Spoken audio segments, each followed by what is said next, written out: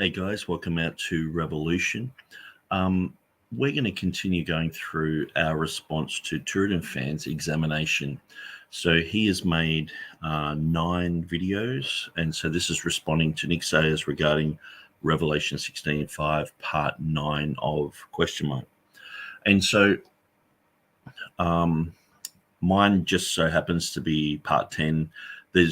I'm not corresponding my parts with his parts. It just so happens to be that he's done 9 parts and I'm on my 10th response to his 9. And so this goes for about an hour. And so we're going to go through this section. Now, in this section, he goes through my book that I've written on Revelation 16:5, which has a section on Nominis Sacra. So he's going to read through that, look at certain points on in that book, and we're going to examine his claims on that. So we'll just get straight into it. I think you guys who do tune into these videos concerning TurretinFan Revelation 16:5, you know the drill. So there's no point me just going over things over and over. So I'll just get straight into this, and we'll see what TurretinFan's got to say.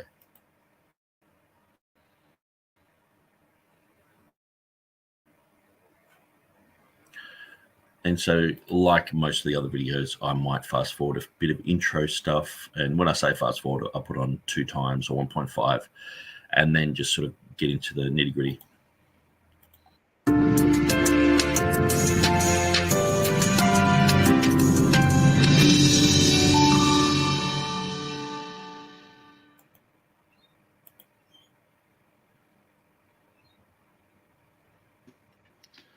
Greetings, one and all. Welcome to another episode in which we're considering Nick Sayers' book called Revelation 16:5, Basis Expansion of the Rare Nomen Sacrum Form of Jehovah and I Am in the Final Triadic Declaration.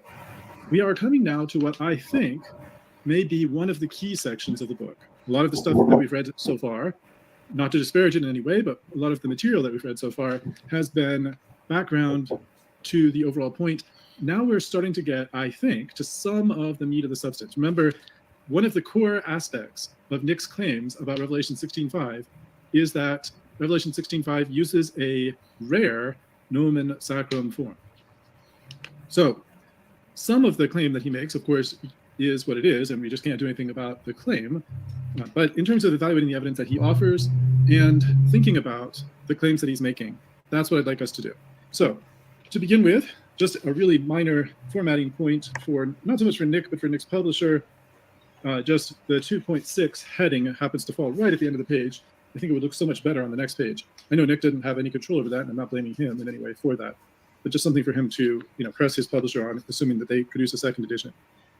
As he says here, I'll read through his material and I'll try to respond as we go. And then if there's something that I feel like we haven't addressed, I'll try to throw it in either as we go, or if it doesn't come up before the end, I'll just bring it up at the end.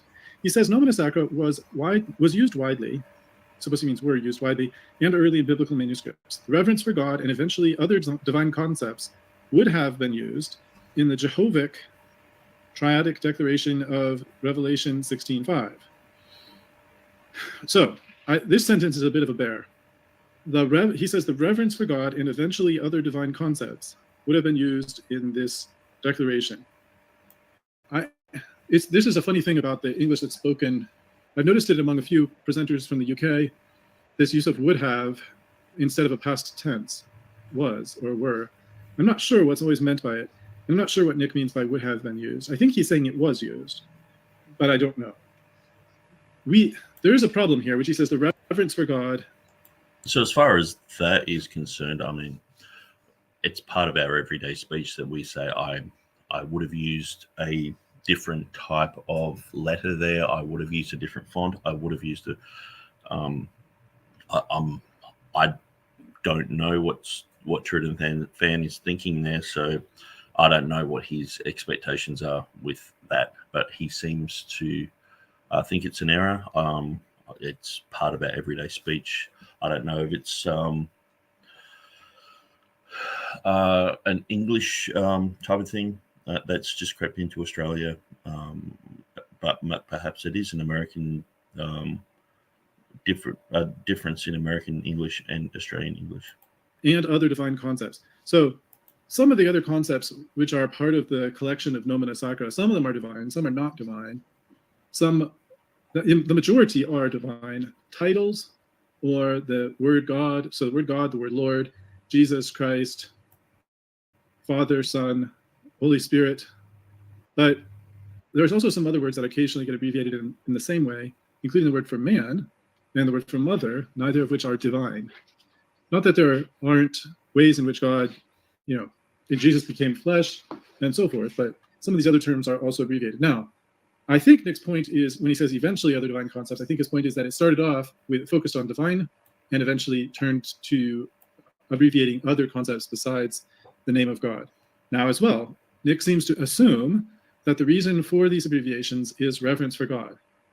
But I'm afraid that that's just an assumption, because it's one of those things that's very hard to document. It's hard to know why the early scribes, and it's very early, why the early scribes did this. We don't know whether the apostles themselves did it, whether the originals had these abbreviations or not. But okay, so I'm just trying to figure out some of the YouTube material. Like A. Hannah pointed out last time that if I push the back arrow and the front arrow, it goes forward or backwards 5 seconds.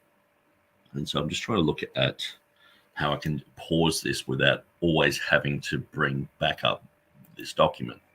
And also, I'm just trying to, I'm trying not to be rude to TurretinFan by putting this over his face, but I think people would like to actually read the document there.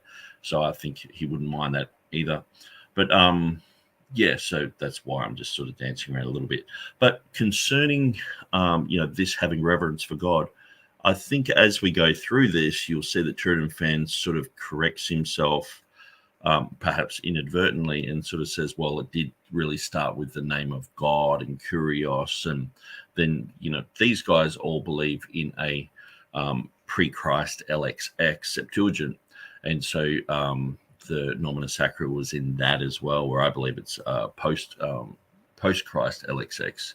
It was when the early Greek church started. They wanted an Old Testament, so they worked on it. And then certain fables came around that, and people eventually felt that it was older than Christ, and Christ used it. And I think there has been a lot of unnecessary blather around the Septuagint and the Greek church. I mean, the Greek church, if you've ever known Greek Orthodox people, they are the best. Just ask them. They'll conveniently tell you how they are the best. Their doctrine's the best. It's the oldest. Their secession back to Christ is the best. It's better than the Catholics, better than everyone. And I know everyone has their own little thing, but they are the best. Their scriptures are the best. Their Old Testament's the best. Everything about them is just the best. So to me, this is just sort of like this Greek pride. We have. It's not the Hebrew Old Testament; it's the Greek one that we follow. Because we are the Greeks. Now, I do understand that the New Testament was written in Greek, and so perhaps this is where that carnal pride came in, where the Christians would just be humble about that. They would translate that into many languages. But some people who are in the flesh, they would just see it as a prideful thing, like God's chosen us now, sort of thing. So, but anyway, when we look at the Nomina Sacra is around God's name. And so what I think has happened here, and this, I would just say this to TurretinFan, the book up until now has basically proven that the name of God is Jehovah, that the name of Jehovah in theophoric names was shortened. Now, the main reason that it was shortened was because of the commandment, thou shalt not take the name of the Lord in vain. There's no other reason why it would have been shortened. And so people were worried about taking the name of God in vain. Jehovah in, say, Jehonanan became Jonanan. And so that's pretty much what the first part of my book is about. And then just sort of looking at some different concepts, looking at what Beza said, looking at Jehovah and I am being pretty much equal, just from a different perspective, one from God's perspective, one from the human perspective. And then also just looking at how the triadic declaration, the past, the present, and the future, is a representation of the Hava in Jehovah and the Aya, the I am that I am. The will be, the shalt be part of that. And so the reason that I've gone through that is I've linked all of those to Jehovah. Now, the first place that we ever see a type of contraction in a divine name, so the original nomina sacra, is in the theophoric names of Jehovah, related to Jehovah. Jehoshaphat became Josaphat. Jehonanan became Jonanan. Okay, so that's like the main point. If you haven't gotten that, then I've written the book wrong.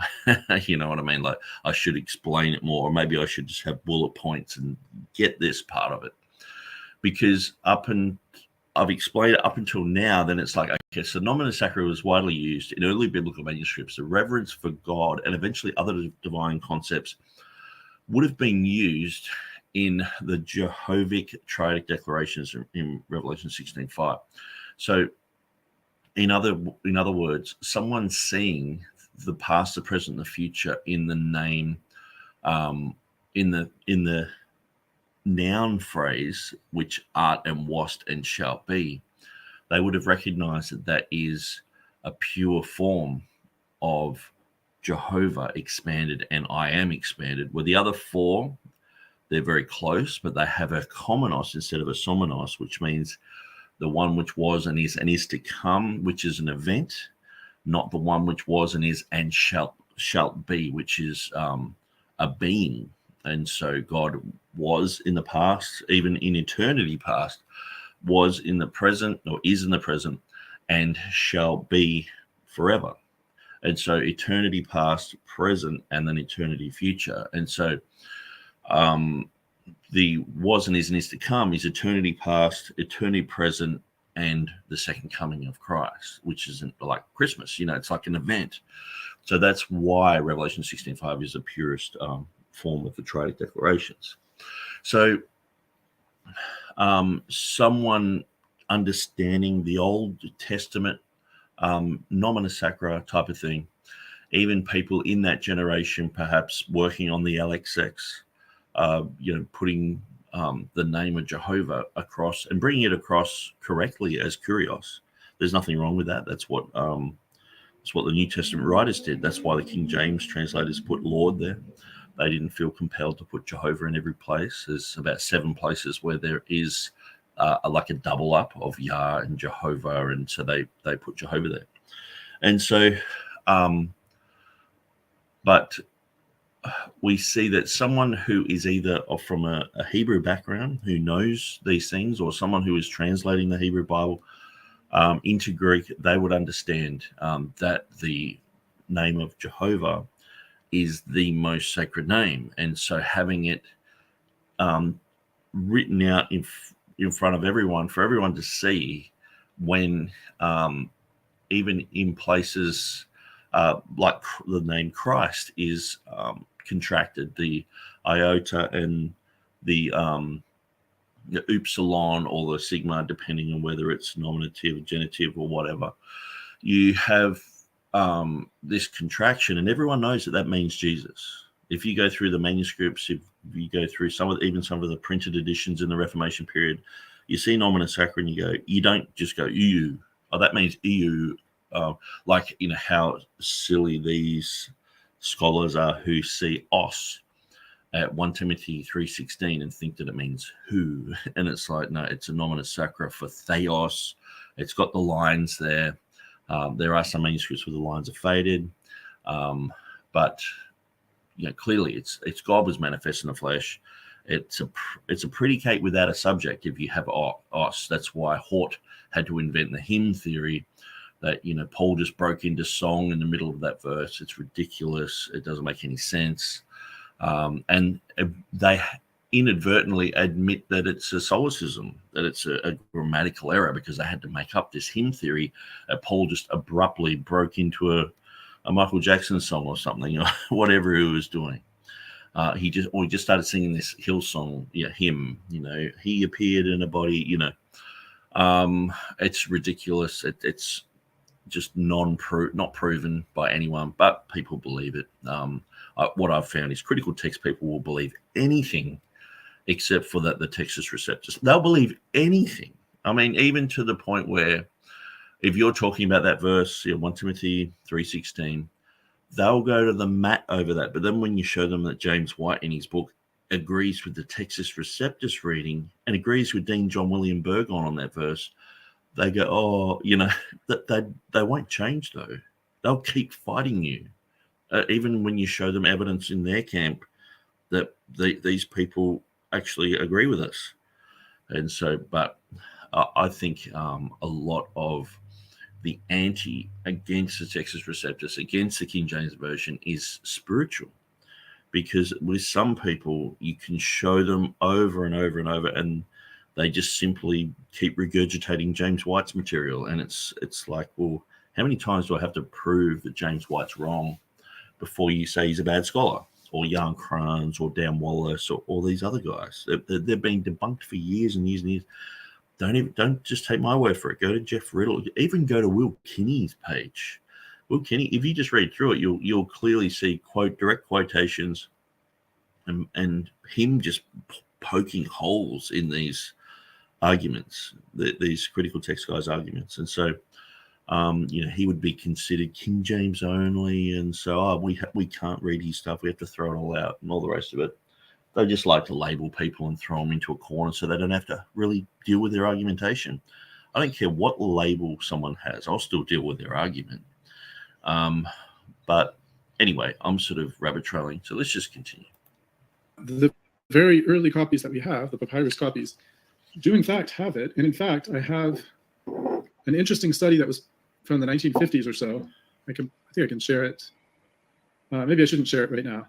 But there's an interesting study from the 1950s that goes through the papyrus literature, Christian papyrus literature, and looks at the nomina sacra, the individual nomina sacra, and then in addition to there's about 15 individual nomina sacra that are identified, and then in addition to those, there's also some less frequently.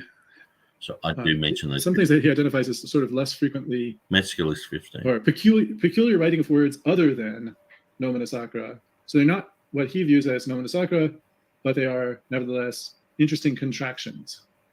And there's a few uses. There's some singular uses of this contraction idea with several other words, including one from the 3rd century, which unfortunately for us, we don't know the meaning of the word. We could try to guess, but we don't know. There's, as I said, about 15 main ones. There is some, dispute over the details, but by far the most frequently identified ones are Theos, which means God, and Kyrios, which means Lord, which are abbreviated. And the question is why? We don't know. We have ideas, we have theories. One of them is reference. It's only you don't know because you're not listening to good opinions on this. It's clear these are sacred names. And yeah, fair enough. Some people, they thought that other things were sacred. So usually you got the Father, you got the Son, you got the Holy Spirit, you've got Lord, you've got God. And so when you go through all them, the vast majority of them, most of them are to do with deity. Now, you do have sometimes Mary and sometimes other things.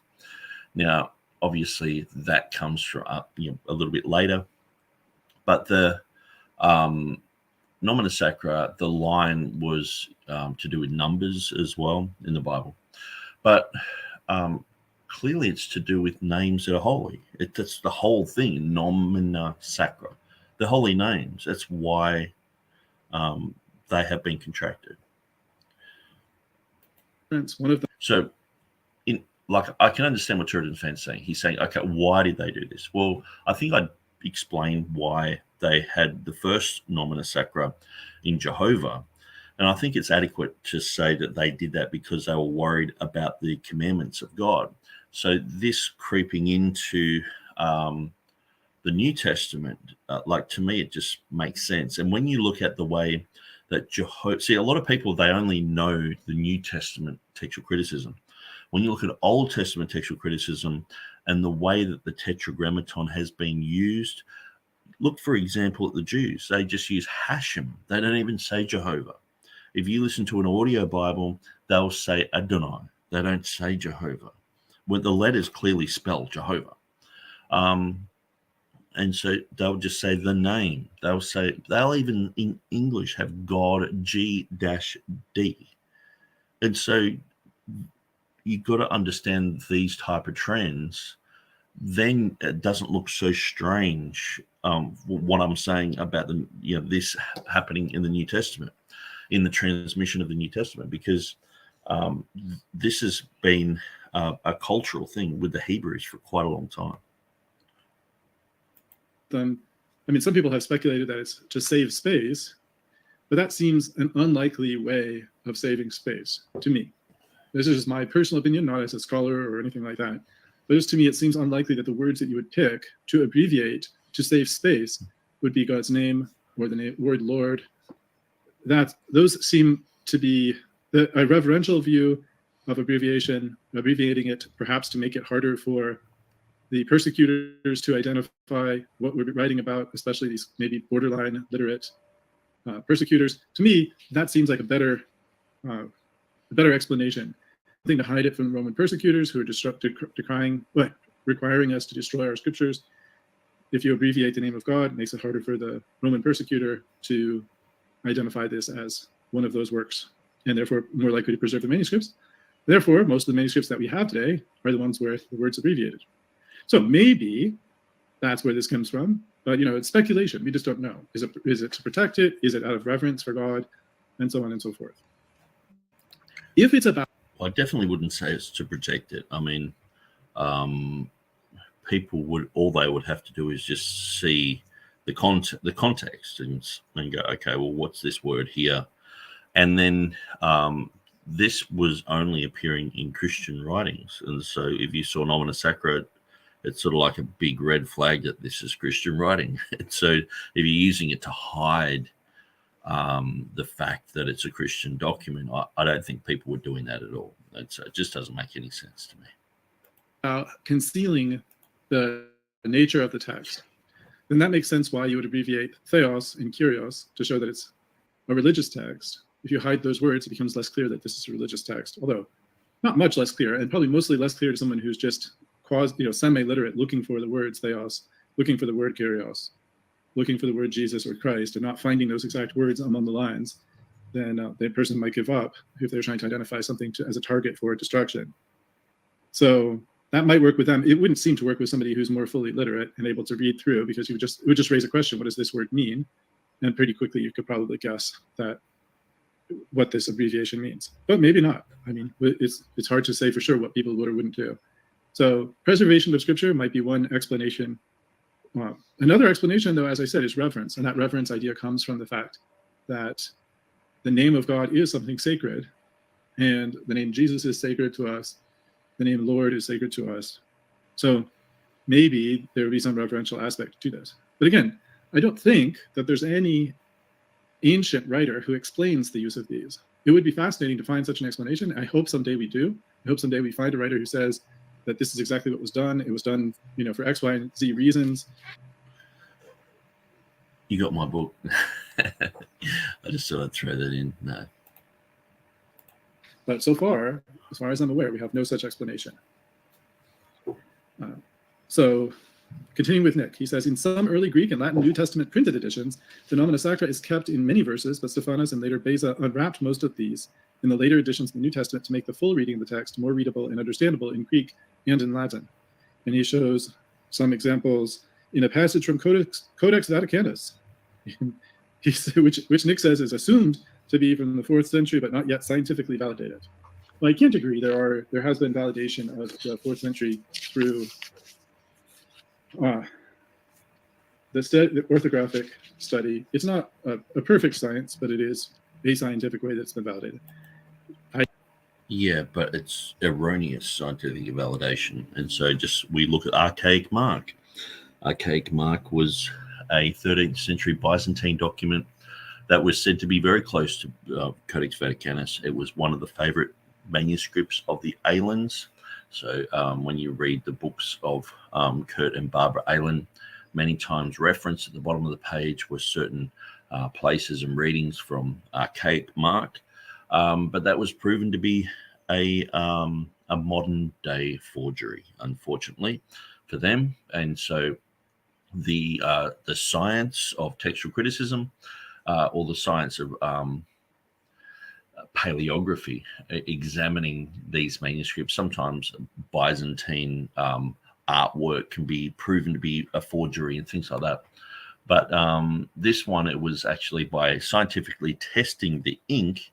It had Prussian blue ink in it, which proved that it was a modern day forgery. And then they actually found, it was actually before this, but it was confirmed afterwards that they found a document which was a printed text, which this manuscript was copied from.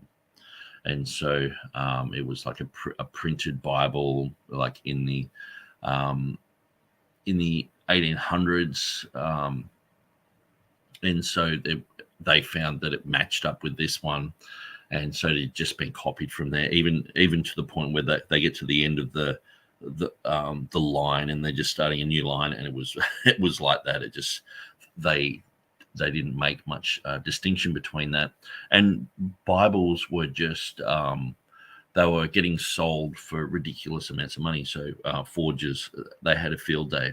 So it just goes to show you that unless you scientifically test Codex Sinaiticus, Codex Vaticanus, and these other things, you simply don't know if they're forgeries or not.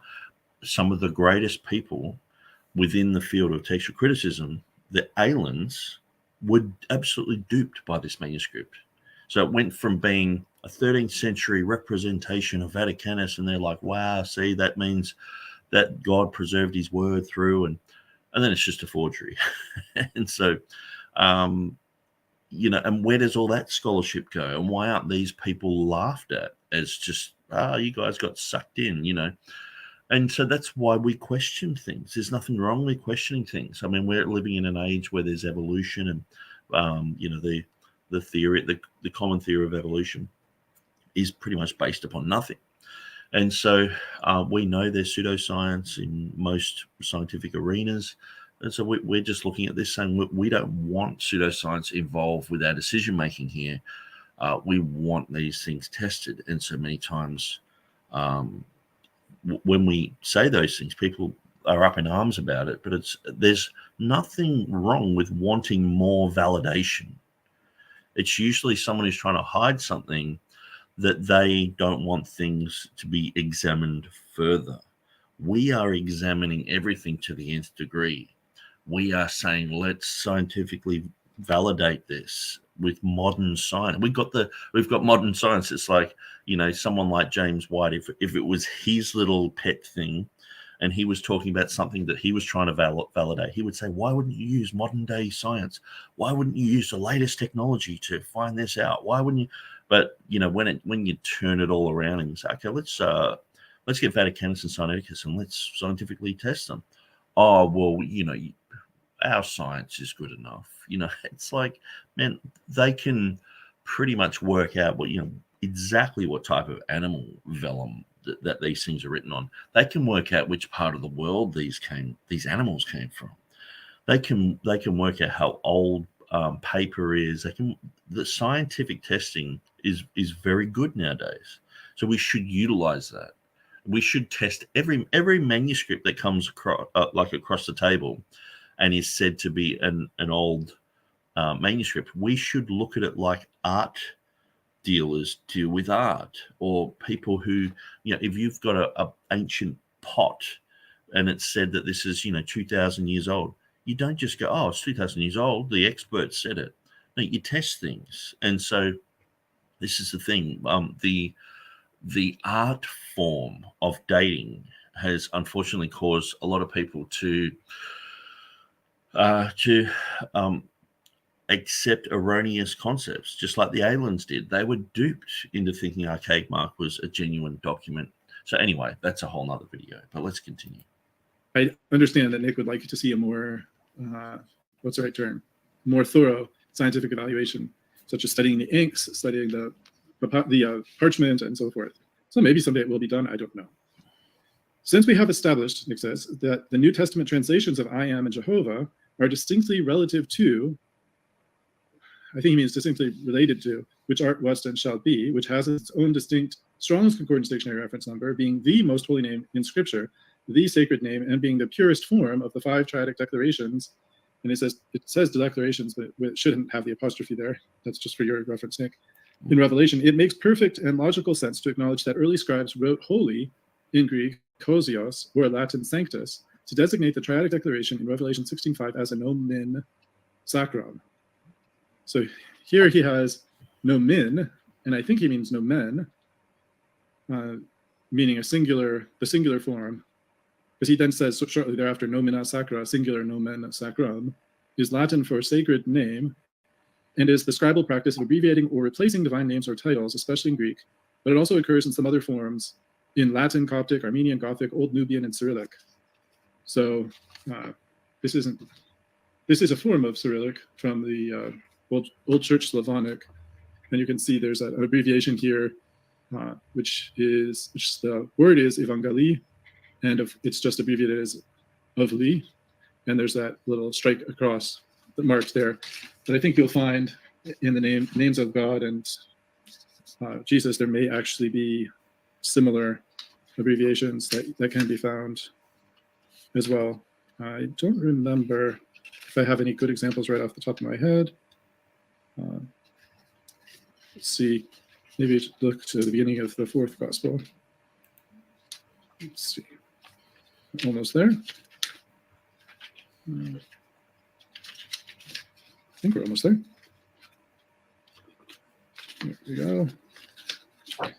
This is interestingly, here's a picture of the evangelist John with the eagle next to him, based on symbology gleaned from Revelation. Not an original photo, obviously. And just checking to see, but no, it looks like they, oh yeah, so even in here, it's a little bit hard to see. I don't know if you want to see it on the screen, but this is Boga, like with God, Boga, but there is an abbreviation there, and then there's over the G or gamma, whatever you want to call it, there is a mark across to show that there's been an abbreviation out there. So I would say Borga would be a common reading. Borga is a common reading for God, and I don't know how you would spell it other than bear, or, and what would be equivalent to our G, and then an A. Like, so yeah, that is something that occurs in Cyrillic. Other languages have used it. Obviously, Cyrillic wasn't one of the first languages into which the Bible was translated. It was one of the later languages in which the Bible was translated. It was translated, well, I want to say like not earlier than the 900s, but older, as old as many of the manuscripts that we have of the New Testament in Greek. And it does follow that same pattern because it was already in practice then. In fact, as I said, it was in practice during the time of the papyri. So here I've read quickly though over Nick's point, and I don't want to make this a small deal because this is a big part of Nick's argument. He says that we have established that there's a relationship between I am and Jehovah. So we'll stop for that. There is a link between I am and Jehovah. Almost nobody would doubt that. Whether or not it's pronounced Jehovah or Yahweh is kind of irrelevant to that particular point, but there is a link between the two. I am that I am. I think it is important because you have the main thrust of my argument is the theophoric names of Jehoshaphat, Jehoiakim, and so if they are shortened, which they are, the whole thing of Yahweh being involved in any way in these names is just non-existent. Seems to be the source of the name Jehovah, or at least the etymology of the name Jehovah or Yahweh. And he says that this has a distinct relationship to which art, wast, and shalt be, and that phrase has a strong concordance dictionary reference number. So that strong reference number, all of that does is establish that someone has acknowledged that this is a noun phrase, and it's used as a noun phrase, not the shall be so much as the which art and wast and it shall and art to come. That one is used as a noun phrase, but art and wast was also used as a noun phrase. Now, whether or not the shall be has its own, I don't recall, but even if it does have its own, that's because that's how the TR has it, or at least the TR that's the King James is based on has it. So, what about the relationship between those? Well, we might really conclude that there is a relationship between the name I am and this statement that God is the one who was and is to come, or who was and is and shall be, if that was actually what the text of Scripture said. But the idea that those two things are related, we can say. Now, being the purest form, I don't know how you can establish this is somehow more pure than any other form, and how you can say that it makes perfect and logical sense to acknowledge that a scribe wrote the word holy, or Latin sanctus, to designate the declaration of Revelation 16:5 as an example of this practice of nomina sacra. Now, I pause here once again. This description of it as nomina sacra is a modern description. I don't, when I say modern, I mean that it was something that Ludwig Traub, who lived in the late 1800s, early 1900s, he had to explain his justification for using that term when he was writing about this topic. And his answer is that's how his teachers had described it. So it's something that goes back at least to the 1800s, but it's not something that we would see as an explanation for the usage during, let's say, the patristic era or the medieval period or something like that. This is a relatively modern name for it. So the question is, I hope that Nick is not assuming that there's some logic or necessity of using the word holy because this expression nomina sacra is what it is. Because that... No, not necessarily, but the fact that it is the holiest name of God, it is the name of Jehovah, it is the I am, it is the one which was and is and shall be. So these are dealing with holy names. They're not unholy names. They're not just normal names. These would be classified as holy names. So I'm going to look up just nomina sacra, because TurretinFan's seems to be, I guess maybe he's gone to Wikipedia and he's sort of looking for the first usage of this. So origin and development.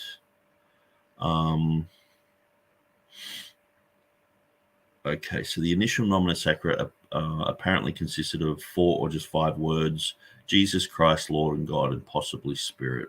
So then it expanded out to like 15 that Metzger has said, and there's been several others.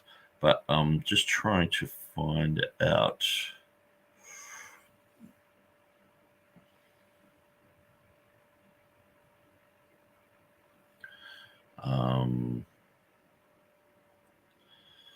Okay, I'm just trying to find out exactly where that term came from, because TurretinFan has mentioned that, so we don't want to just skip over that. That's quite an important thing.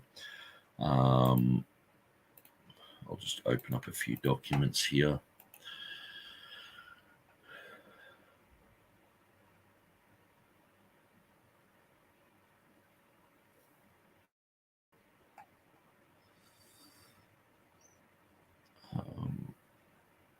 I wonder if I can go to Google. Is it trends? It's not trends. Google usage.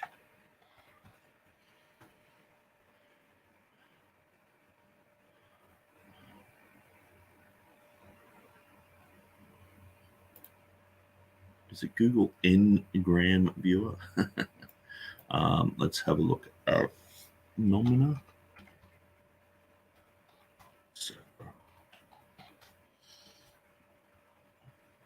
Okay, so it looks like it started around 1884.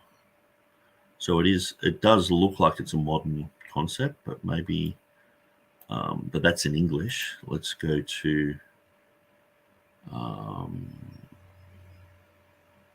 wonder if we have a Latin.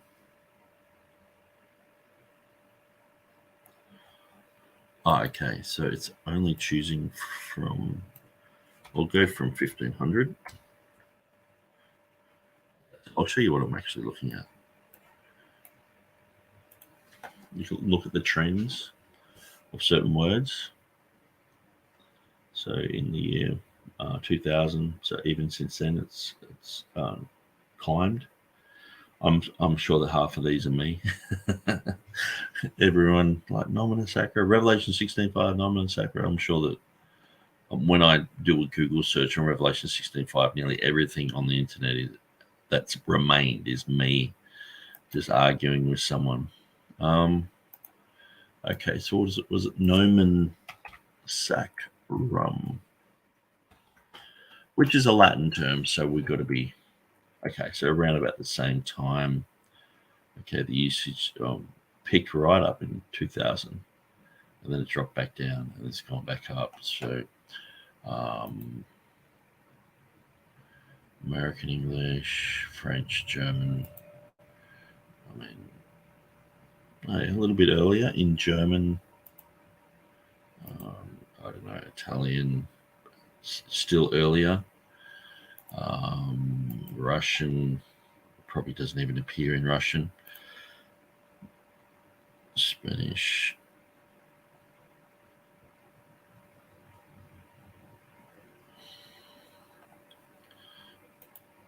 Okay, anyway, it's a bit of a digression, but so I'm just looking for some things. What is Nomina Sacra? It has its modern origin in Ludwig Trube's 1907 book, Nomina Sacra. Okay, so it looks like it's in German, but we saw that it was used earlier than that. Probably 70 years earlier in the German. So it's Vaticanus there, Nomina Sacra. 15 common words that are written as a Nomina Sacra. So anyway, I'm not really diverting from the mainstream concept. Like here, even in Matthew 1:1, Vivlos Genesios to Jesu Christo Iuio David. And then it probably has Iuio Abraham at Genesis. So here we have Jesu. So we know that means Jesus. Okay. Christu, we know that means Christ. Wheel means son. So they've even abbreviated the word son there. So these are seen as sacred. They're seen as holy. In the beginning of the gospel of Jesus Christ, I think they got, it's Matthew 1:1 there. But you could see that's how it would appear in Nomina Sacra form. Jesu Christu Iuio Theo. So that's the abbreviation Jesu Christu Iuio and Theo. And that's why a lot of people say, well, a lot of these things dropped off, especially Mark 1:1, where there's a variant. In the beginning of the gospel of Jesus Christ, the Son of God, I'm pretty sure there is a variant there where the Son of God is missing or something like that in one of the manuscripts. But I've often thought that with many places where it's dealing with deity, if they have just misrepresented the Nomina Sacra there. Okay, so I'm just sort of diverting, but anyway, we'll keep that in mind as we go through this video and the next videos. That TurretinFan is sort of saying where Nomina Sacra, the terminology started from. I'm going to look into the Latin usage because usually, I mean, the scholarly language was Latin, and so I'm sure that they were using that to describe the same thing in the Reformation period and post-Reformation period. But let's have a look. Long follows after the actual usage of these abbreviations, like more than a millennium after the start of these. These abbreviations go back to the earliest manuscripts that we have, I think. I mean, maybe there's a couple manuscripts, like there's a couple tiny fragments from the 1st century or early 2nd century that may be so short that they don't include any of these. But almost all of the papyri we have this. And in fact, I've heard it said, and I can't verify this, I've heard it said that this is how the modern archaeologists identify at a glance which are the Christian manuscripts, because they have these Nomina Sacra as opposed to other papyrus manuscripts which don't have them. Those other ones that don't have them aren't Christian manuscripts.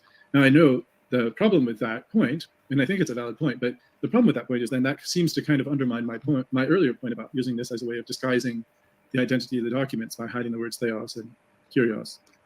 But I will leave that question, because it's a question of speculation. I'll just leave that to the side and acknowledge the weakness of that point. If modern so just sort of throw this one up here. So this is so a lot of the Byzantine texts, the Byzantine icons actually have Nomina Sacra on them, which is quite interesting. So that's Jesus Christ, Jesus Christos. Excuse me. And so this book is by Andrews. So I'd talked to Andrews about his fluency in the Greek language. He said he wasn't fluent, and he said it's ridiculous to think that people would be fluent in the Greek language. And I was like, okay, whatever. Where you see the King James translators were most definitely fluent. So here's his list of Nomina Sacra: God, Lord, Jesus Christ, Messiah, Son, Spirit, Ghost. And so maybe Father, I'm just looking at the ones that we would consider holy, sacred. Father, Savior, maybe man, like Son of Man, perhaps Jerusalem, the holy city, heavens, Uranus. So there's only a few here which you would sort of say, oh, Mother, the cross, or I guess it is a holy thing. David, perhaps shortening that is sort of unnecessary. I guess Israel. So there's only a few that you would sort of question as maybe, just sort of historical anomalies and not something that would have been in the early church. But anyway, I thought I'd just show you that one. Papyrologists are able to do that. Couldn't have Greek or Roman soldiers. Well, Roman soldiers, whether they spoke Greek or Latin, couldn't they have done the same thing? Well, I mean, maybe the short answer is that those soldiers didn't necessarily understand the use of those lines enough, and that wasn't recognized and communicated to them. So they were looking for the specific words, and they were looking for religious texts, which would then be evaluated. If you could hide the religious texts, you're in good shape. Let me continue on here. So he says, the usual abbreviated nomen sacrum form consists of 2 or more letters from the original word scanned by an overline. He says Metzger lists 15 such expressions. He does, and so does an earlier author, but I think it's the same 15 list. And those words are God, Lord, Jesus Christ, Son, Spirit, David, Cross, Mother, Father, Israel, Savior, Man, Jerusalem, and Heaven. I think those are the same ones. But in any event, there's a quotation from the KJV Today website, which just gives some example. Then he says, it's thought that the initial system of Nomina Sacra consisted of just... So I might just read that. Just it says in P75 at John 3:8, both the noun pneuma, wind, and the verb pnei, blows, are written in Nomina Sacra. This peculiar nomen sacrum at John 3:8 was not carried over in future manuscripts. However, it goes to show that just about anything that was remotely divine qualified as a nomen sacrum. 4 or 5 words called nomina divina, the Greek words for Jesus Christ, Lord God, and maybe Spirit. And the practice expanded to a number of other words regarded as sacred. In the system that came to prevail is abbreviation by contraction, meaning that the first and last letter, or the first and last couple letters of the word are used. In a few cases, an alternative practice is seen as abbreviation by suspension. So yeah, this is the kind of thing, if you read a book on Nomina Sacra, you will find the same point, that there's contraction versus suspension. Papyrus 18 is an example of the suspension, I believe, as he says. Contraction, however, has a practical advantage of indicating the case of the contracted noun. Now, Nick says, although I would disagree with the regular concept of an entire before Christ Greek Septuagint, as many believe, it's common knowledge that the Hebrew Tetragrammaton appears in early Greek Old Testament editions. And he kind of goes on to a tangent about that. This dictionary mentions that there have been some recent discoveries suggesting that some of the Old Greek versions had the Tetragrammaton in some form. And then he goes on to argue a point about James White. He says in the James White-Jack Mormon debate of 2011, White claimed the nomen sacra. Okay, so we've only just sort of half read that. So I think this is actually important. And I'm not quoting anything that's, King James only or whatever. It's like the New International Dictionary. So half the time why I've put this in here, because this is something that James White would appeal to or read, or he would go, okay, well, those guys don't have a bias, and so where I think they are biased towards their position, but he would think that they're not. So it says recent textual discoveries cast doubt on the idea that the compilers of the LXX translated the Tetragrammaton YHWH by Kurios. The oldest LXX manuscript fragments now available to us have the Tetragrammaton written in Hebrew characters in the Greek text. This custom was retained by later Jewish translators of the Old Testament in the first centuries AD. So we have, so if you were to look at this scholarship and convert it to what I'm thinking, I would agree with this. But I would say that this is not a BC document. This is an AD document. That the early Septuagint writers, they weren't even using the name Jehovah as Kurios. They were actually just writing Jehovah. So why were they doing that? They were actually not even putting it in the Greek letters. They were putting, like, sometimes writers would put P-I-P-I, Pippi, which that was in Greek letters, but it was because it was a name. It's the most sacred name of God, and they were worried about changing it. They were worried about distorting it. And so, but eventually after the New Testament writings, with the translation of Jehovah being directly imported in many places as the Greek Kurios, this changed. And so I think that's a very interesting point to make. And so, and I think that actually supports what I'm saying. Was developed because the early Christians would actually use the abbreviations to try to get more onto a page. But it is far more feasible, this is Nick again, far more feasible that it began as an adaptation of the custom in Hebrew writing of lettering the name of God with special inscription. I just pause here to say, I don't think that, if we're going to say that that's the case, this is adopted over from Hebrew lettering, considering that Lord is one of those words that was very commonly abbreviated by the Christians, we would want to see if that was also done by the pre-Christian Jewish Greek scribes. I'm not aware. Which I think if you just sort of went back and read what it actually had here and thought about it, like, it's basically exactly what it's saying. So whether you believe in a pre Christ LXX or a post Christ LXX, it doesn't make any difference. What it's saying is, it says here, recent textual discoveries cast doubt on the idea that the compilers of the LXX translated the Tetragrammaton by Kurios. So they're saying that they didn't translate it over as Kurios. Now, that section, it's like, okay, well, they're getting warmed up to what they're actually saying. The oldest LXX manuscript fragments now available to us have the Tetragrammaton written in Hebrew characters in the Greek text. So that's the sort of thing that I'm bringing up, is like, a lot of people are unaware of how the Hebrew transmission of the Tetragrammaton was brought across into Greek or into Latin or into many other languages. And when you start examining that, people had this, and I'm not just saying it's a rare thing. This was very common. The name Jehovah appears like 6,000 times in the Bible plus.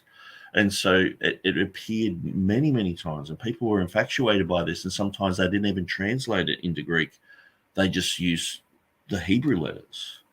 And so to me, this is very important in understanding that why all of a sudden would the trends that are happening with the Old Testament, say around the 1st century, with scribes, Jewish scribes who have become Christian, what they all of a sudden just go, oh, let's just forget everything we've learned, or people who are compiling the Septuagint, and they're not even willing to translate it into Greek.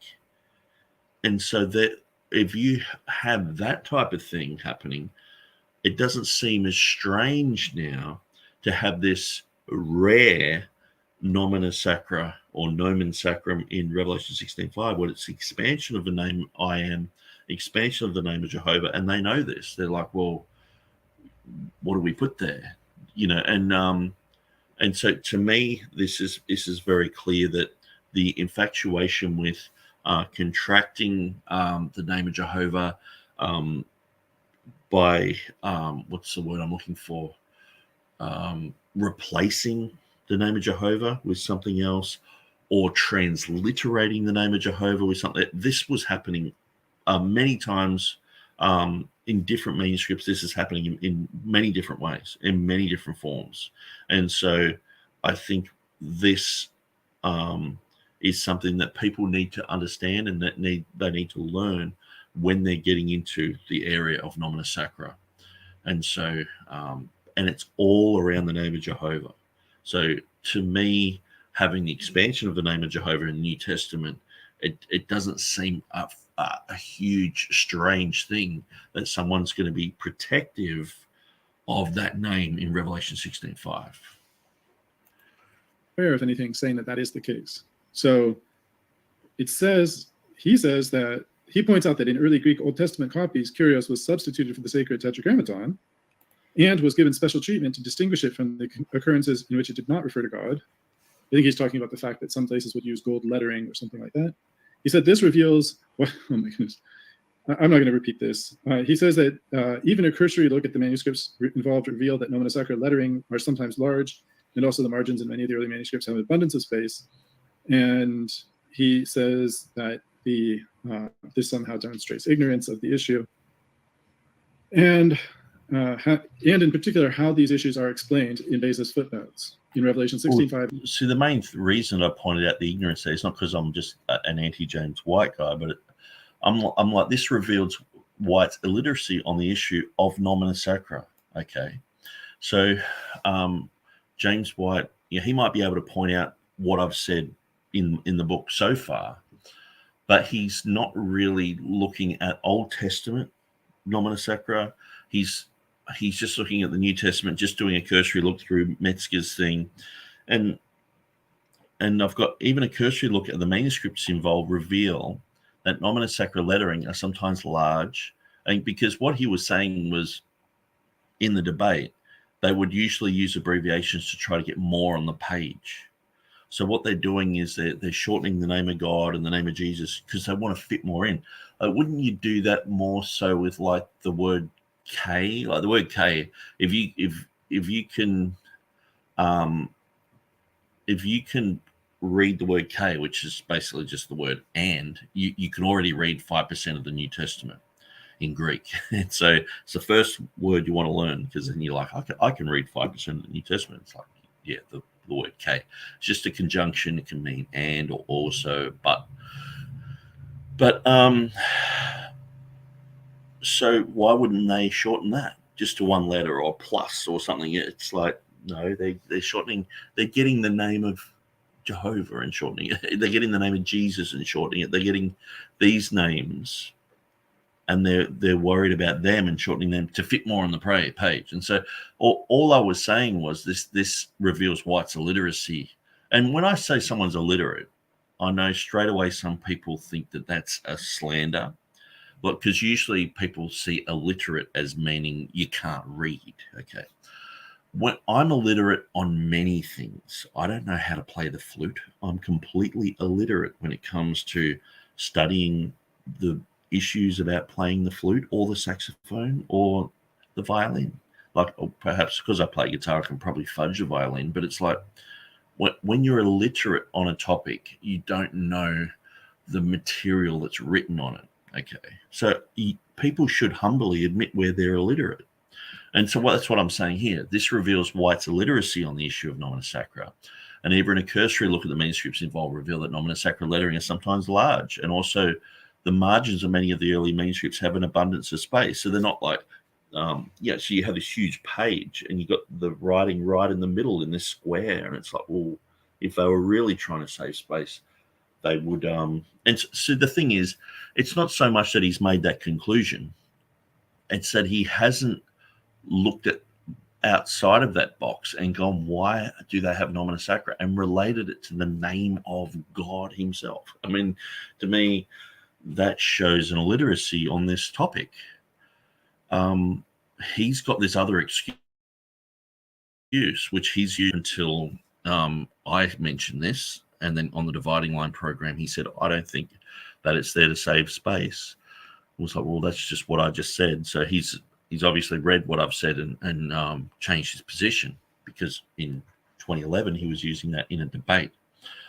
And so and I said the fact that White is illiterate concerning such nomina sacra and its development shows that from the initial stages of his argument, the ignorance is only compounded. So if you don't know why there's nomina sacra there, you don't realize that people are treading on eggshells around this name, and you think, oh, that he's actually saying the opposite. He's saying, well, they don't even care about this name. They're just trying to save space on the document. Like, that's so bad. That's such a bad position to have in relation to the name of God. It's like he doesn't even have any idea about it. So that's the thing. Well, like, I show people what James has written about Revelation 16:5, and in my book I explain it, and I'm just like, well, he doesn't know really anything about this. He doesn't even realize that the name of God it's special. He's like, oh, it's unspecial. They just wanted to save a bit of space, trying to save some moolah, we don't want more pages, just I can imagine in the scriptorium. It's like, oh, how the cost of this book is through the roof. How are we going to get more paper? It's like, look, just all the names of Jesus, just write them as, the first and last letter. That'll save us a bit of space. He's thinking that. But I'm thinking the exact opposite. Where these people, when they're getting to these names, are like, what do we do here? Should we write the full name? Should we say the full name of Jehovah? Like the Old Testament Masoretic text.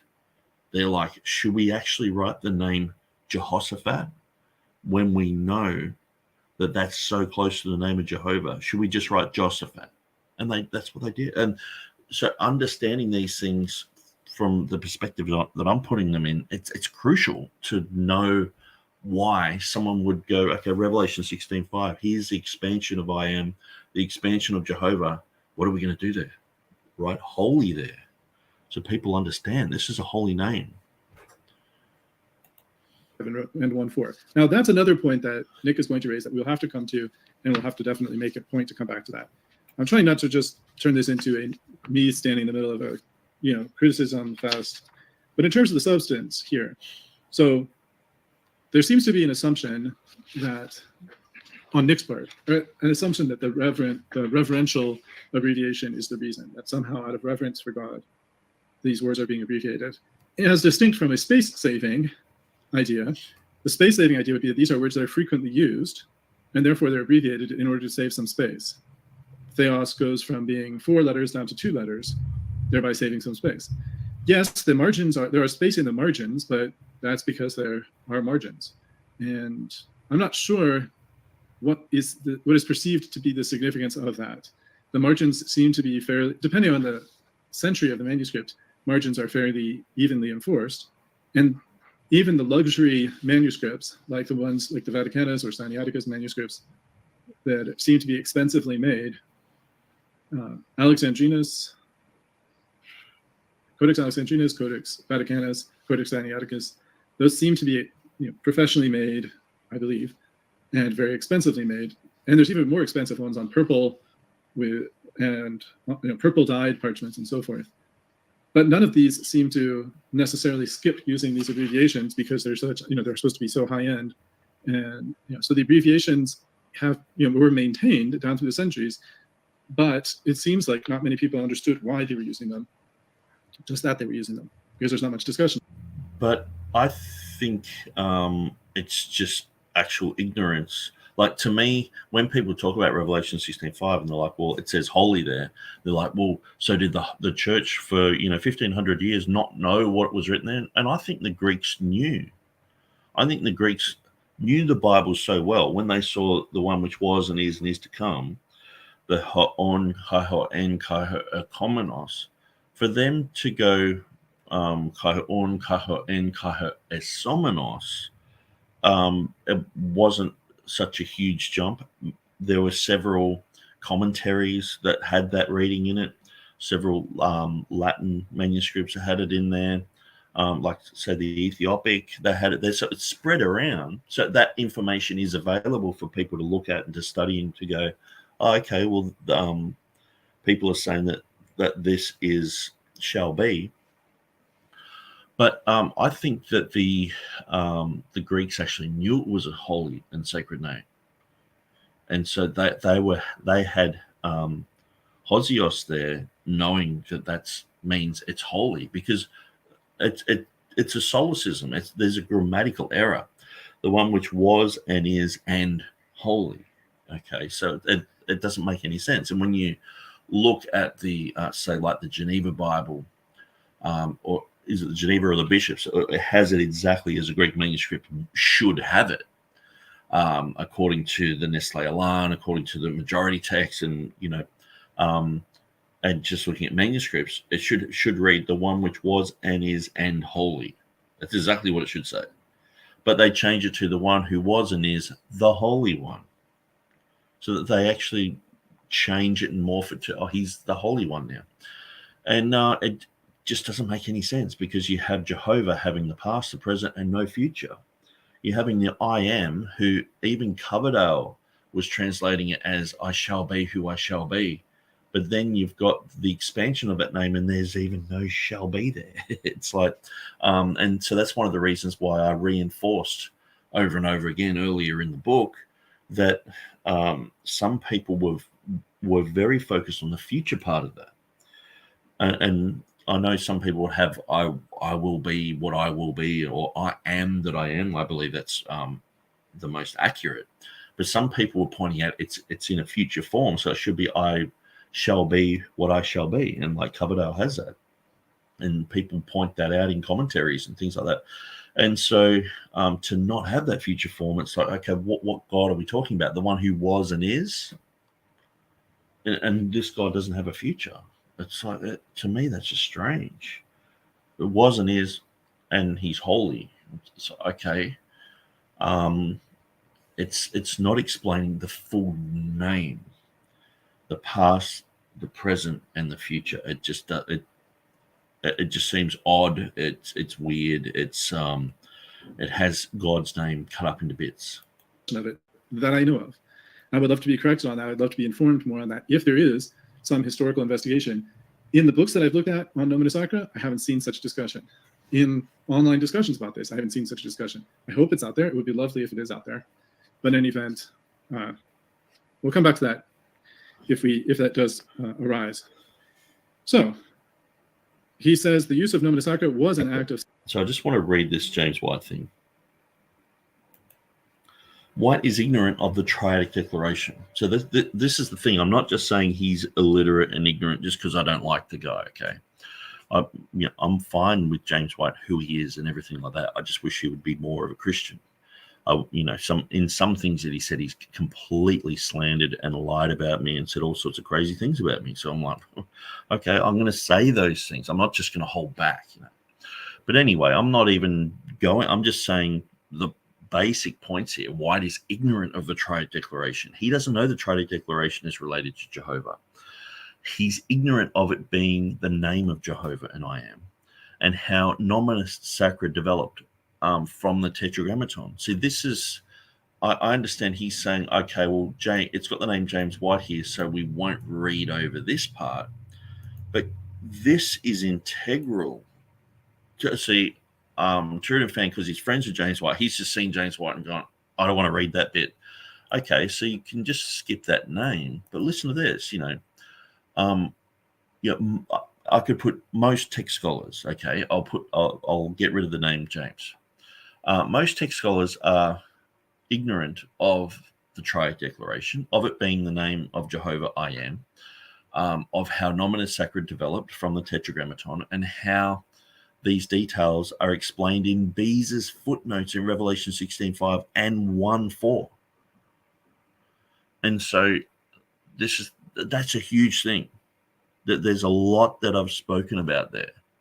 And so I've tried to get people to understand that the name of Jehovah and I am are linked, that the name of Jehovah and I am are explained in the final triadic declaration or in Revelation 16:5, and how the Tetragrammaton is the first place where Nomina Sacra was used, and how Beza explains the Nomina Sacra issue in Revelation 16:5. He actually says, I've spoken about this in Revelation 1:4. So if you read Revelation 1:4, he clearly talks about I am, Aya Asha. He talks about Jehovah with the link to will be, to be, Hava. So in that little chunky bit, there's a lot that he missed and he's read over, which I think he just needs to read through the James White comments and just go, well, sorry, that's what Nick thinks. I don't necessarily agree.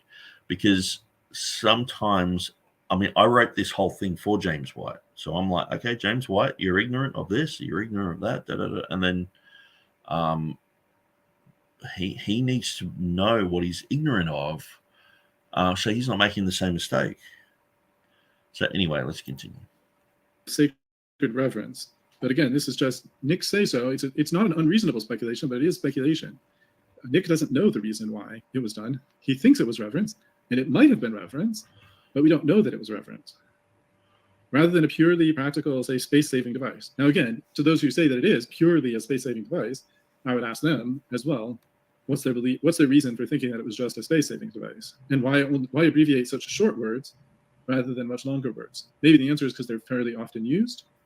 But again, why ones that are focused on God and the name of God and the titles of God? Why those things first?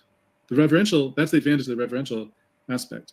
I think the persecution avoidance aspect shouldn't be ruled out, but we'll just leave that there for now. It arose from, Nick says, it arose from the Jewish practice of writing the divine name as the Tetragrammaton, and in early Greek scriptures, in abbreviating such proper names. So then he says there's a distinction between abbreviated nomina sacra and the nomina sacra concerning the Tetragrammaton. Using the first and last letter in contracting names may have been inspired by Jesus, because he calls himself the beginning and the end, the first and the last, as well as the Alpha and the Omega. So now this is an additional layer of speculation that Jesus is describing himself as the abbreviations by calling himself the beginning and the end, the Alpha and the Omega. I don't think that's what Jesus meant here. I think Jesus meant that he is eternal by saying this, that everything is about him, that he is all in all. I don't think this is about abbreviations. And I have read. Well, I would say it is about both. And so if we look up nomina sacra, just go to a bog standard Wikipedia article. Let's have a look.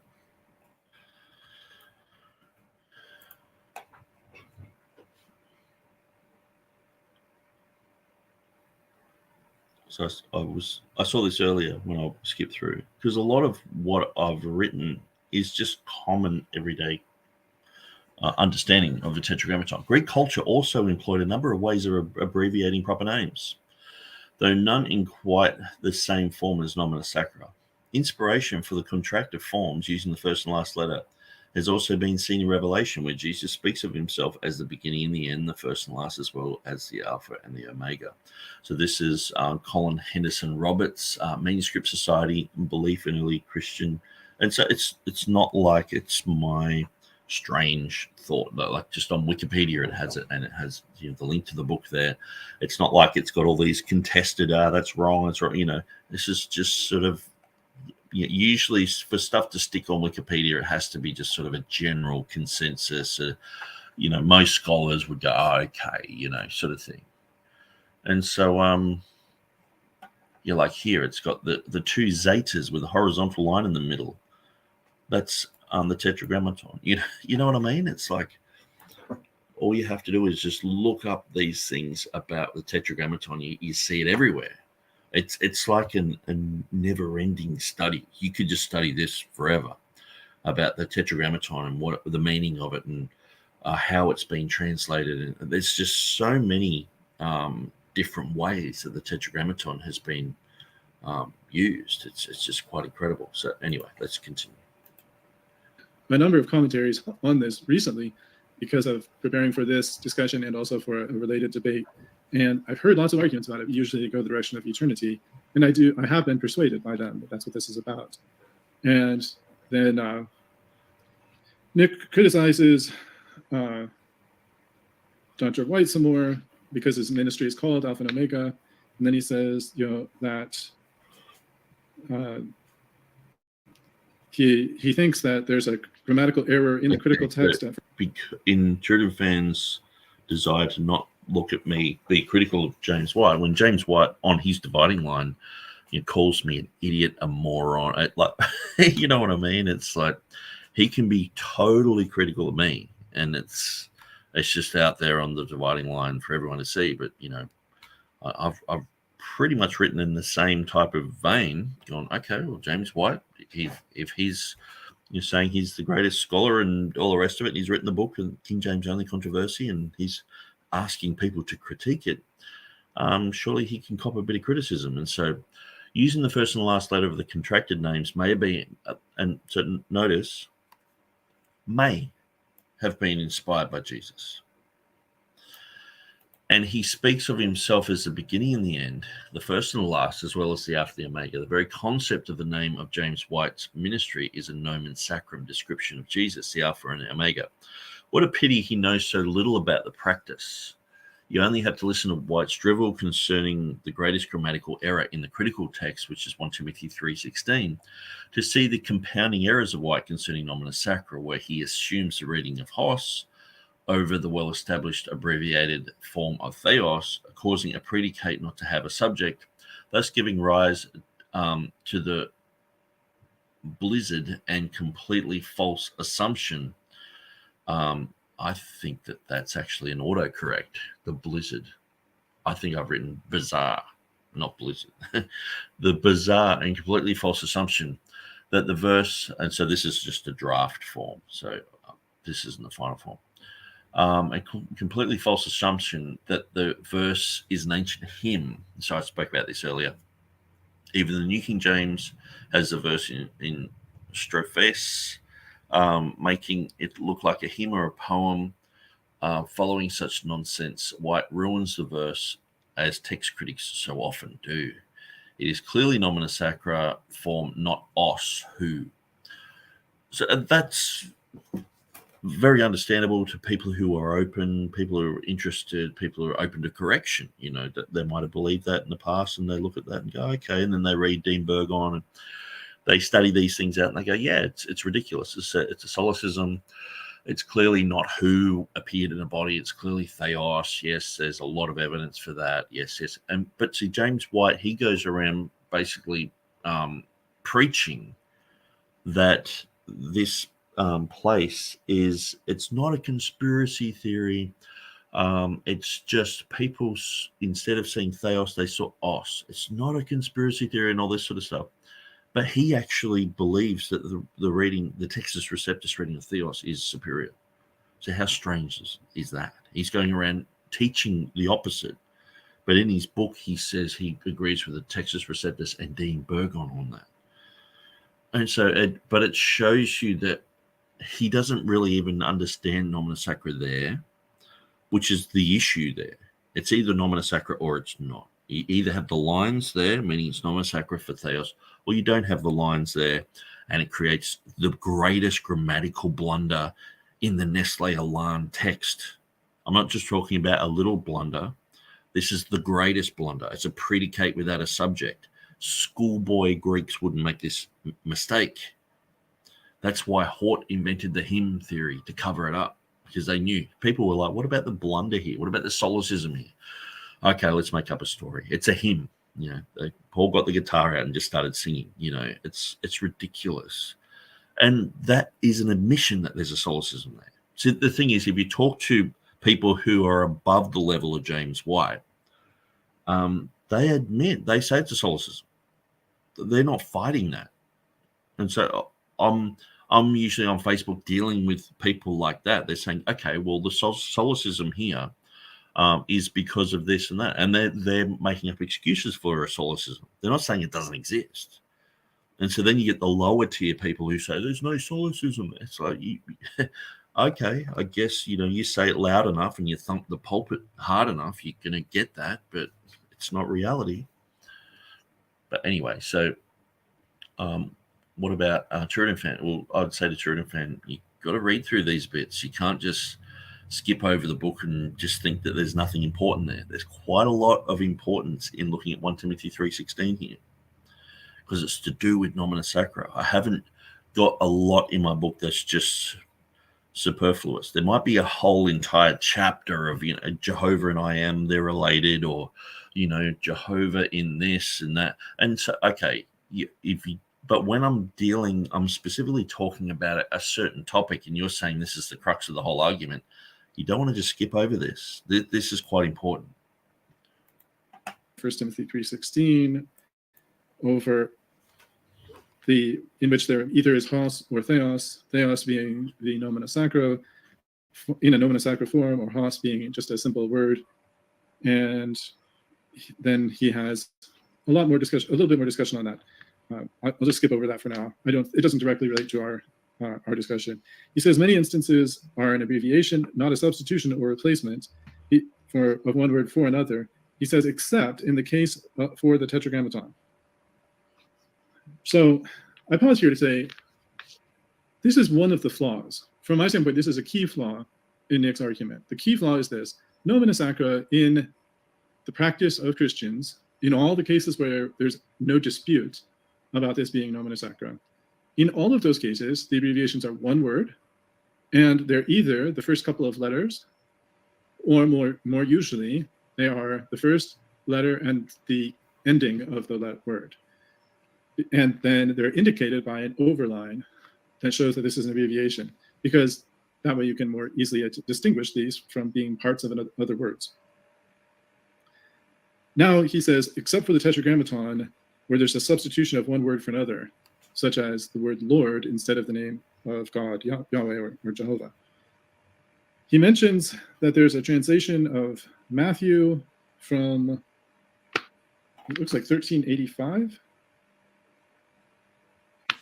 And sometimes the word that's used instead of the tetragrammaton. Okay, so I want to read through this. So most instances of nomina sacra is an abbreviation, not a substitution or a replacement of one word for another, except in the case for the tetragrammaton.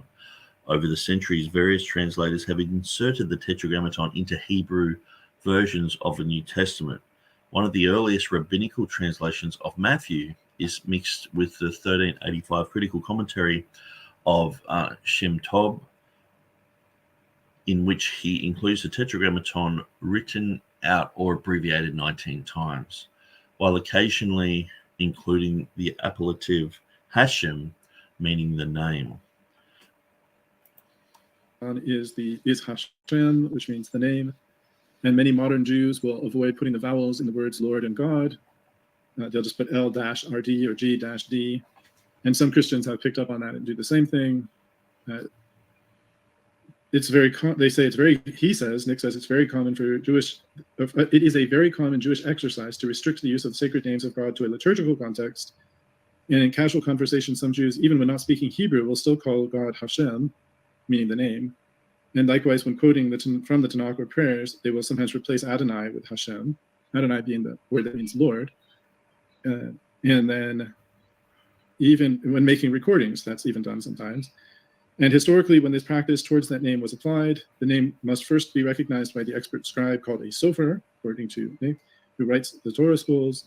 Preparation must be made before transcribing, and once he begins, he may not stop until he's finished, and he must not be interrupted while writing it, even to greet a king.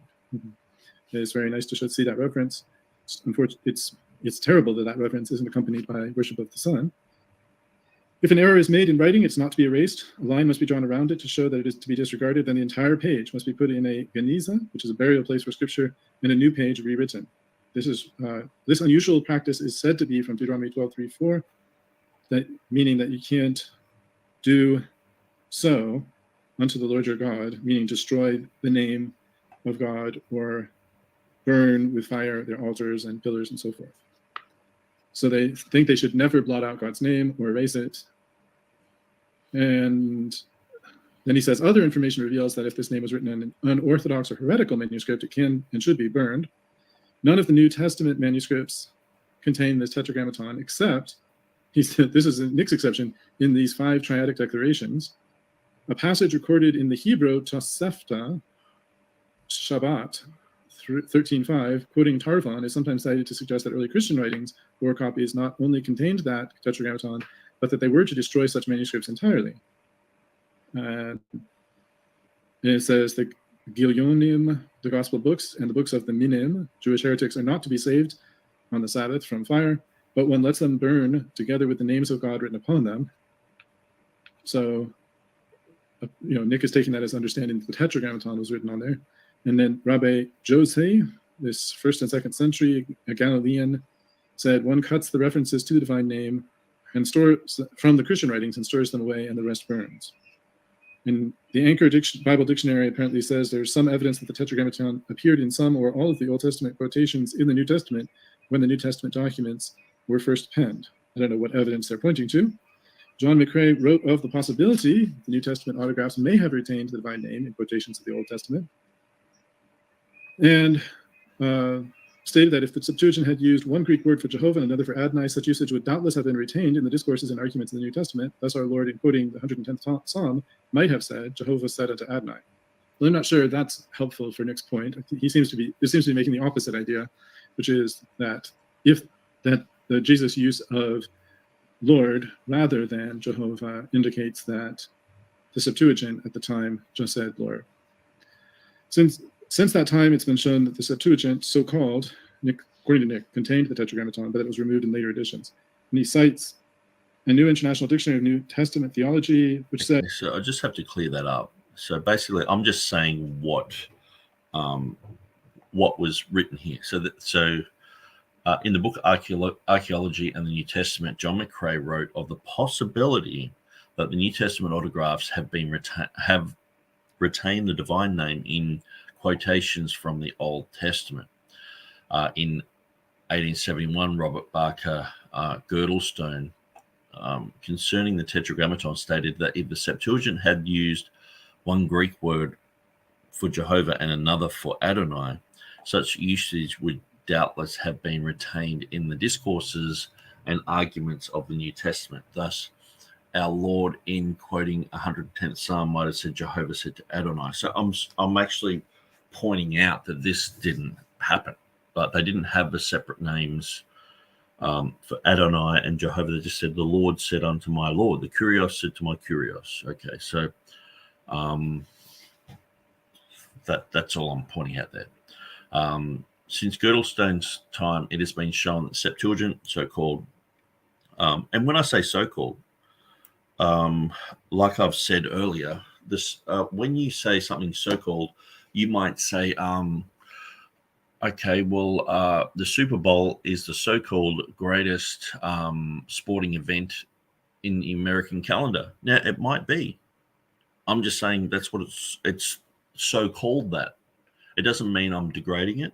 Doesn't mean I'm like, so it's the so-called greatest sporting event when it's not. We all know that this other thing is.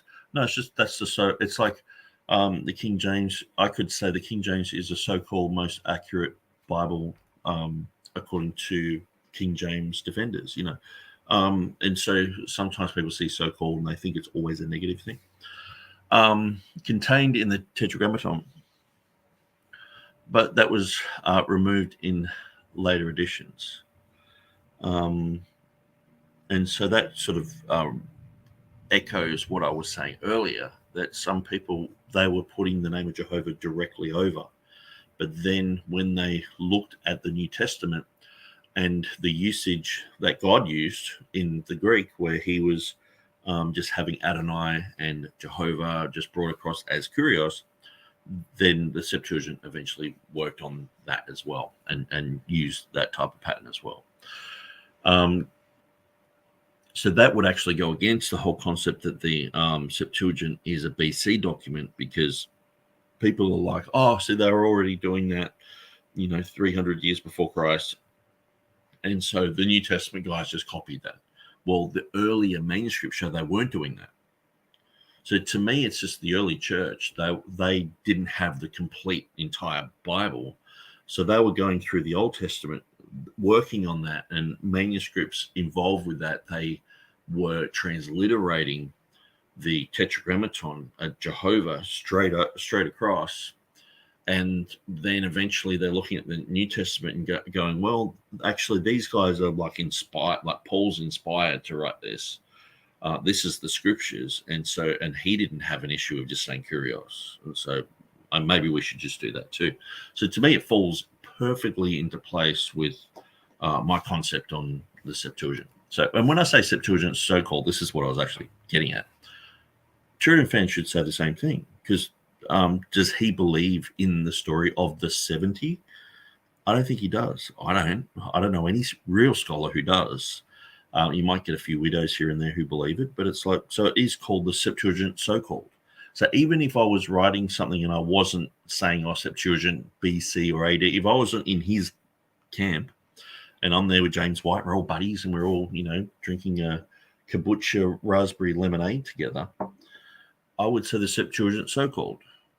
It's because we know that it wasn't written by 70 people who all went into 70 separate rooms and all came out with the same thing. And even then, it should be called the 72, because there's apparently 72 of them. Apparently, they were all from 6 from each tribe, which is against the law, because it's only the Levites who are supposed to do that. But apparently, they got all these guys together, and that's the strange story behind that. But let's continue. Is that recent textual discoveries cast doubt on the idea that the compilers of the Septuagint translated the Tetragrammaton Yahweh by Kurios. The oldest fragments now available have it written in Hebrew characters, and this custom was retained by later Jewish translators of the Old Testament in the first centuries AD. So there's some question about whether at Jesus' time, and that's quite interesting, because what I'm noticing, that whole thing, the New International Dictionary, I've got 107 there, so that's related to this quotation, and I had that all written out earlier, but TurretinFan didn't read it. So I'm glad that he read the footnote here. I think I said something about James White, so he just sort of skimmed over it and just didn't read it. But it's like, so clearly these guys are saying recent textual discoveries cast note on the idea that the compilers of the LXX Septuagint translated the Tetragrammaton YHWH by Kurios. The oldest LXX manuscript fragments now available to us have the Tetragrammaton written in Hebrew characters, not in the Greek. This custom was retained by earlier Jewish translators of the Old Testament in the first centuries AD. So this is a New International Dictionary. This isn't, Peter Ruckman. Yeah, this isn't KJV today. This isn't Will Kinney. This is someone who they would go, oh yeah, that's a viable source to look at. And that's why I didn't use other sources. I've just put that there. So actually, this is a Google thing, which Old Testament synonyms. Okay. Sovereign Grace publishers. So I don't know why I've linked to there. Apparently, maybe this book was available.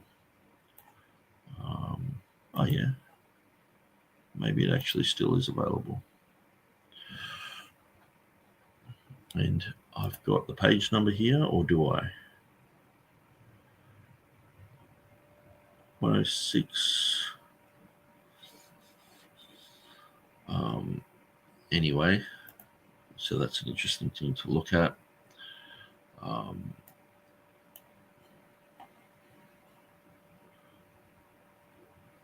So he's looking at divine names and things like that. So anyway, I'll put that there for a reason. Tia WZ8 just joined and said hello. So that was ages ago, like an hour ago. And he said interesting, or he or she said interesting. So we've got Gabriel Smith says, sorry if this is elementary and a little bit off topic. Do you know why they chose Lord God when translating God's name, except for the 4 times in the King James Bible? So they did that because that's what the New Testament writers did. And so New Testament writers, they just had kurios for Lord and for God at times. And so in the Old Testament, they have Jehovah if you have Lord in all capitals, it's Jehovah. If you have God in all capitals, it's Jehovah. If you have God with a large G and a small OD, that is Elohim. And if you have Lord with a large L and a small ORD, that's Adonai.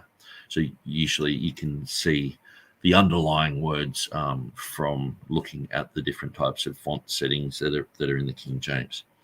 And so when those names are brought over into the New Testament, in the original Greek language, they had no problem with having kurios for Lord. And so Paul put that there, Peter put that it wasn't an issue for them. And so I don't think it should be an issue for the King James translators to have Lord, which is just kurios as well in the Old Testament. So hopefully that helps. Let's continue. Of the Septuagint read as it does today. And then Berg further notes, in pre-Christian manuscripts for Greek-speaking Jews, God's name was not paraphrased with Lord, but was written in the Tetragrammaton form in Hebrew or archaic Hebrew characters. We find recollections of the name in the writings of the Church Fathers. I pause here to note, I'm all in favor of Nick tracking this down and trying to figure this out. But if it's the case that the New Testament has the name of the Lord in some places, then the King James hasn't accurately captured that by just putting Lord in the normal font everywhere in the New Testament. If some spots are supposed to be the Tetragrammaton, then they should either say Jehovah or Yahweh, or they should have the Lord with the all caps ORD, as the King James Version does for the Old Testament. But of course, I don't think that these theories that the New Testament originally had the Tetragrammaton in it are correct. I don't think we have. Okay. Yeah, I mean, I don't think it had Jehovah there either. I think it was written as kurios. But I think to put that type of, to enforce that in the New Testament when kurios is used as master, Lord, Sir at times, it's used for people that aren't Jesus. And so it's hard. And the Jehovah's Witnesses, they have their Bible where they're trying to go through the New Testament, and everywhere they think it says Jehovah, they're putting in Jehovah there. And so, but the thing is, like, say, if you look at Hutter's 1599 polyglot, when he says, Paul says, he's fallen off his horse, and Jesus says, what does he actually say to him? He says, Saul, Saul, why are you persecuting me? And he says, who are you, Lord? And so he actually says, who are you? I've got it written in my book here. I'm going to go to it. Now that I've rabbit trailed there, I have to do it. So anyway, I'll go. As soon as I see the Hutter, here we go. It's quite interesting. So we see here in Acts 9:5, he said, who art thou, Lord? Who art thou, Adonai? And the Lord, and it has Jehovah, said, I am Jesus whom thou persecutest. Now, Hutter was a great guy. He did his own Hebrew translation. Now, can you imagine Jehovah's Witnesses reading this? And it says, I'm just looking for, Adonai is here. So Adonai. who art thou, Adonai? And then it has, and then Jehovah. So there's Jehovah there. And Jehovah said, I'm Jesus. Yes, sir. The Jehovah said, I'm Jesus. It's so good. I just love Hutter's dodecaglot. It's just amazing. So anyway, that's a very interesting point there. And yeah, something, it's even just past, what me and TurretinFan are talking about. It's just a very interesting factoid. So where am I down here?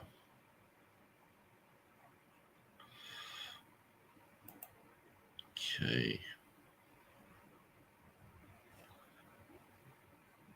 Let's just continue. A good reason to believe that based on what's currently here in front of us, the evidence we have. He says, nomen sacra with the superlinear stroke, which means an overline, which is an indicator used in Greek writing to designate letters being read as numbers, came out of a desire for the word Jesus, or rather the abbreviation iota eta, to be read as the number 18, because it would correspond to the Hebrew he, or hi, which is pronounced hi, meaning life. This is documented as gematria, which is the practice of reading a religious meaning into the numerical values of the letters in holy texts, and is generally associated with ancient Jewish exegesis, according to Hurtado. Thus, ancient Greek letters with a line above them were to be recognized as numbers. A modern example of an infamous name contraction. I'm not going to go down that path. There's something about neo-Nazis and so forth. Well, I did make a point. So I'm like, a modern example of an infamous name contraction concerns Adolf Hitler, of whom neo-Nazis used the number 88 as an abbreviation for the Nazi salute, Heil Hitler. The H is 8th in the alphabet, whereby 88 becomes HH. So I'm just trying to get people, I'm not saying I support that, I'm just saying that that's something that, neo-Nazis in a bad way go 88. Well, the Christians in a good way were going, okay, so 18 means Christ in the lettering system. So the Latin, the Tetragrammaton is abbreviated in the form of DNS or DNI with a long line above the N. That's just the word Dominus or Domini. And the long line above the N is because it's an abbreviation for that word, which just means Lord. The Greek fragment of the book of Leviticus, displayed from the Qumran caves, displays the divine name in Greek as Iota Alpha Omega, which has been called the Trigrammaton in Leviticus 3:12 and 4:27. Now, that's just the name Yah, or it's a transliteration of the name Yah, as distinct from, which is itself an abbreviation of the name Yahweh. But that's a better way of understanding this than as a nomina sacra. But anyway, there is such a thing. The usual method of substituting the Tetragrammaton with Lord was not practiced here. That's true, at least not that instance. And it says the Codex Marcellianus also uses the Trigrammaton to transcribe the Tetragrammaton. So in other words, in a place where it should have said Yahweh, it actually just says Yah.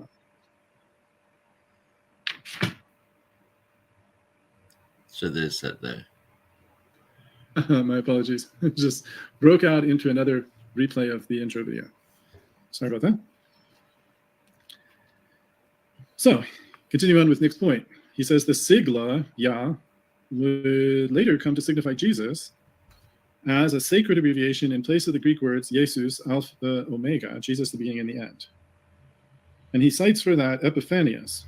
Shortened forms of the Tetragrammaton appear in several languages, besides the biblical names containing Jehovah being shortened by scribes, such as described earlier, like Jehoshaphat becoming Josaphat.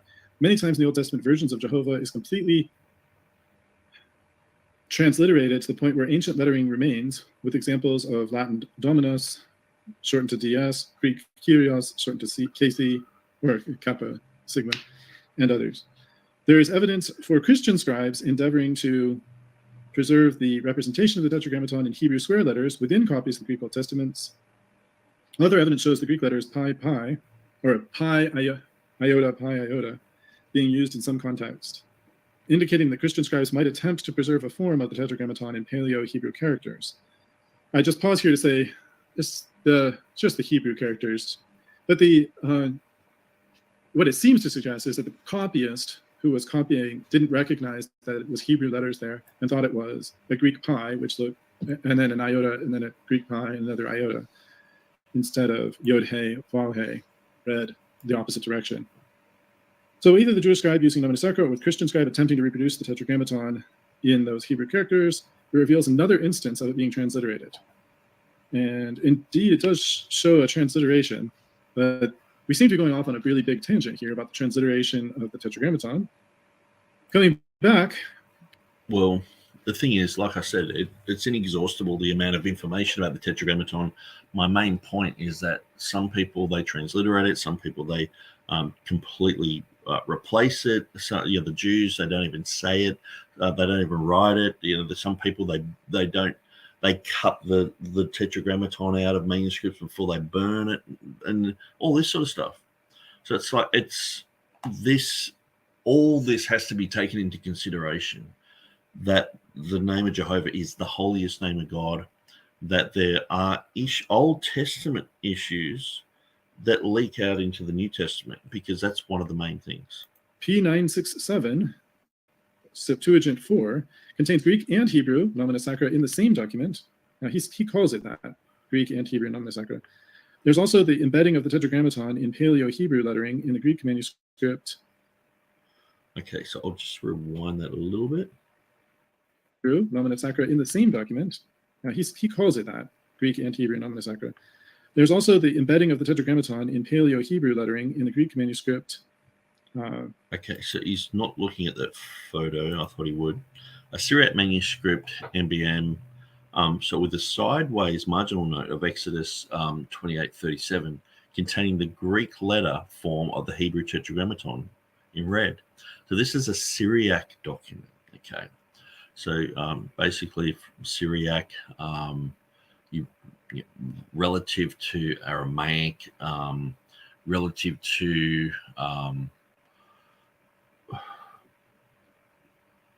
Syriac and Aramaic are basically akin. So he's got a little cross here, and you go down, and it has what looks like PI, but it's actually the Hebrew letters Yod, Hey, Vav, Hey. So it doesn't have the dots there, but it'd be interesting to learn the Syriac and exactly what it's saying there. But all I'm pointing out is that clearly this is saying that that these are the letters. Okay, so a Syriac manuscript containing the Greek letter of the Hebrew Tetragrammaton in red. So they put it in red as well. See, sometimes in these manuscripts, the Tetragrammaton is in a different color. Sometimes it's all in gold. So these are all things that have to be taken into consideration when you get a verse in Revelation 16:5 that is an expansion of the name Jehovah. It's like, just treat it like any others. Why would he think it's Nomen Secra there? That's stupid. Yeah, it's not stupid.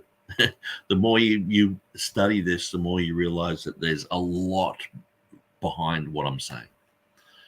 So anyway, he's been saying these things here. So I'm just going to rewind it a little bit. In Paleo, he calls it that. Greek contains Greek and Hebrew Nomen Secra in the same document. He calls it that, Greek and Hebrew Nomen Secra. There's also the embedding of the Tetragrammaton in Paleo-Hebrew lettering in the Greek manuscript, in one of the Oxyrhynchus manuscripts. Emmanuel Tov noted, just for Nick's reference, this is on page 103, noted, there should be noted, just one E instead of two, that Qumran often replaces the name with 4 or 5 dots, sometimes preceded by a colon. Both bear the replacement of the Tetragrammaton with 2 Paleo-Hebrew yods. The 2 yods, which bear the vowel points for Adonai, still a common method for presenting the covenant name in liturgical works today. Nearly 2,000 years later, Kurt True, in his, and there's a lengthy German name, which I can't read, but it's something about something of the Greeks for the Jews in, the rest I can't read. I'm not that great with German. He says the phenomenon began among Jews prior to Christian usage and initially included both theos and kurios, written as contractions, with horizontal strokes placed over them to distinguish them in Greek texts where they served as translation equivalents of Yod-Heh, Vav-Heh. Hurtado, comparing the Christian and secular nomina sacra, exposes. He thinks that this contradicts the space-saving idea. He says they are not intended to conserve space or labor. They appear more frequently in Christian manuscripts prepared for formal usage, such as public readings, and are used exclusively for a relatively fixed set of terms, all of which have fairly obvious religious meaning.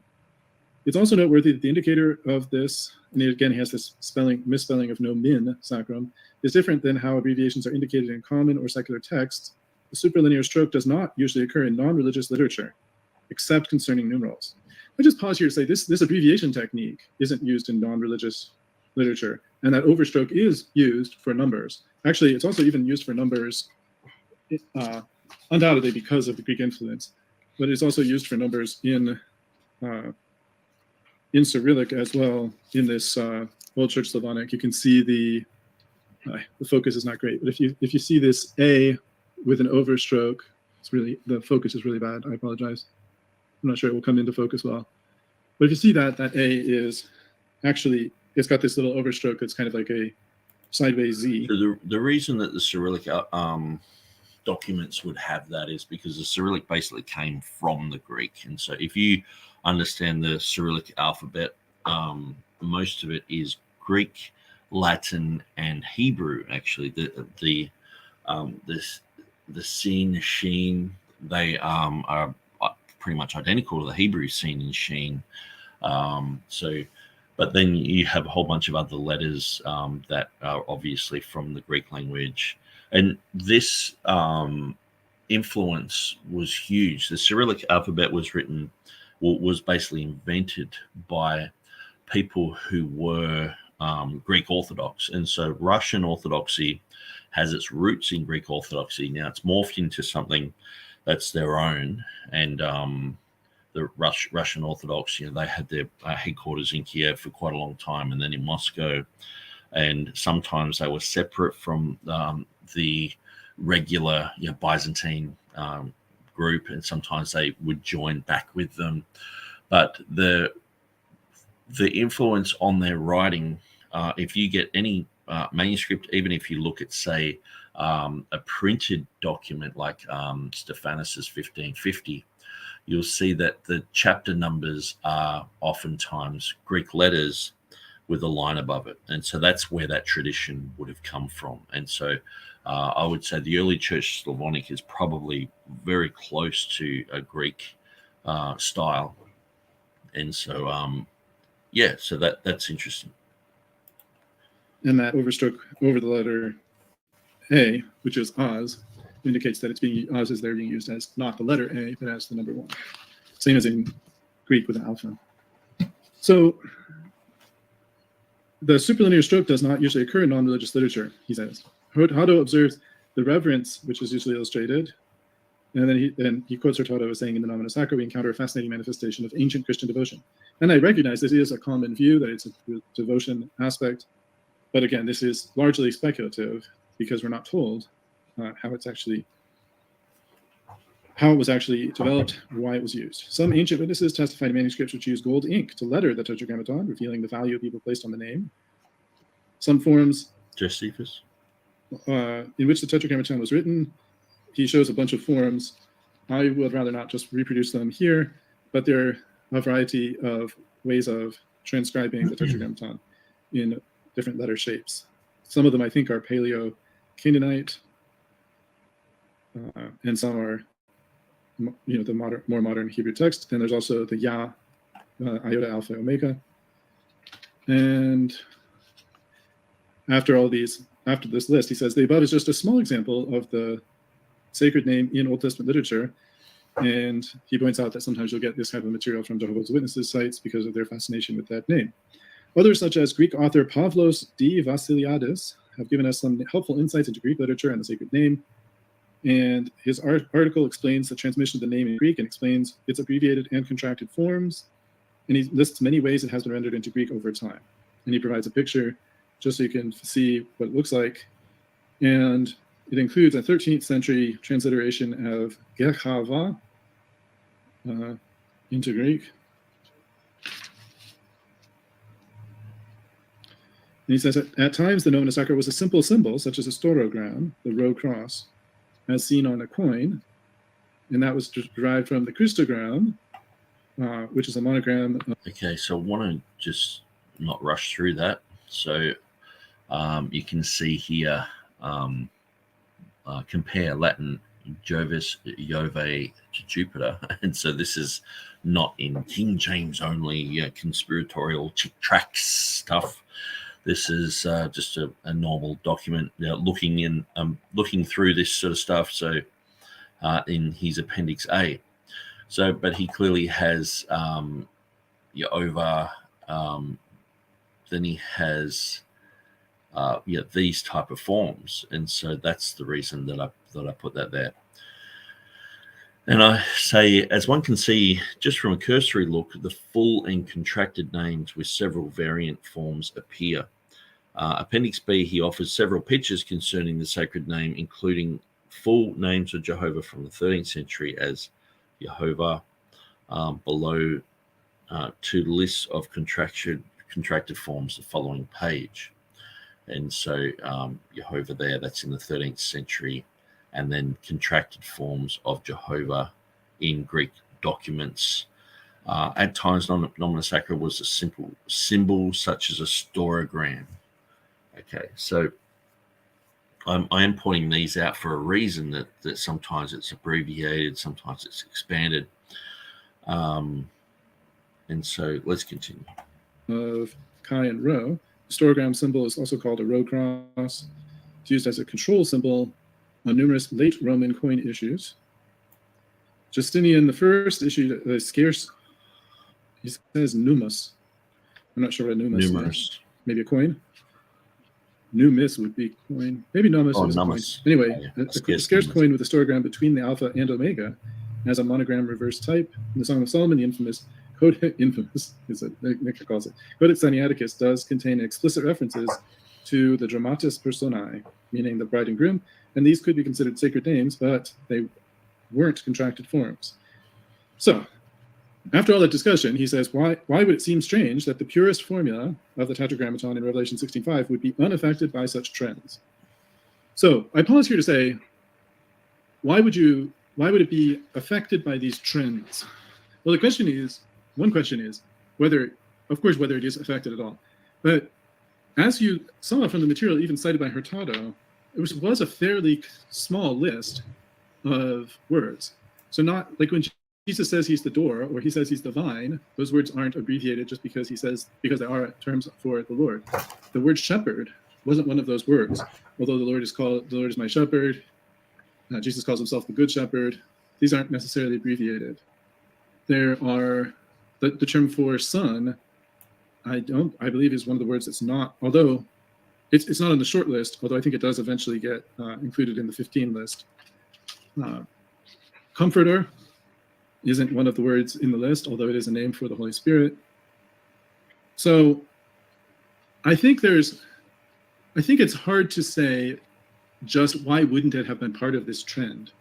First of all, acknowledging that this nominative, that this which art and wast, whether or not it has which art to come, that this describes God. See, notice he's just saying art and wast, and maybe it says art to come. He's in his mind, he is thinking that because text criticism says,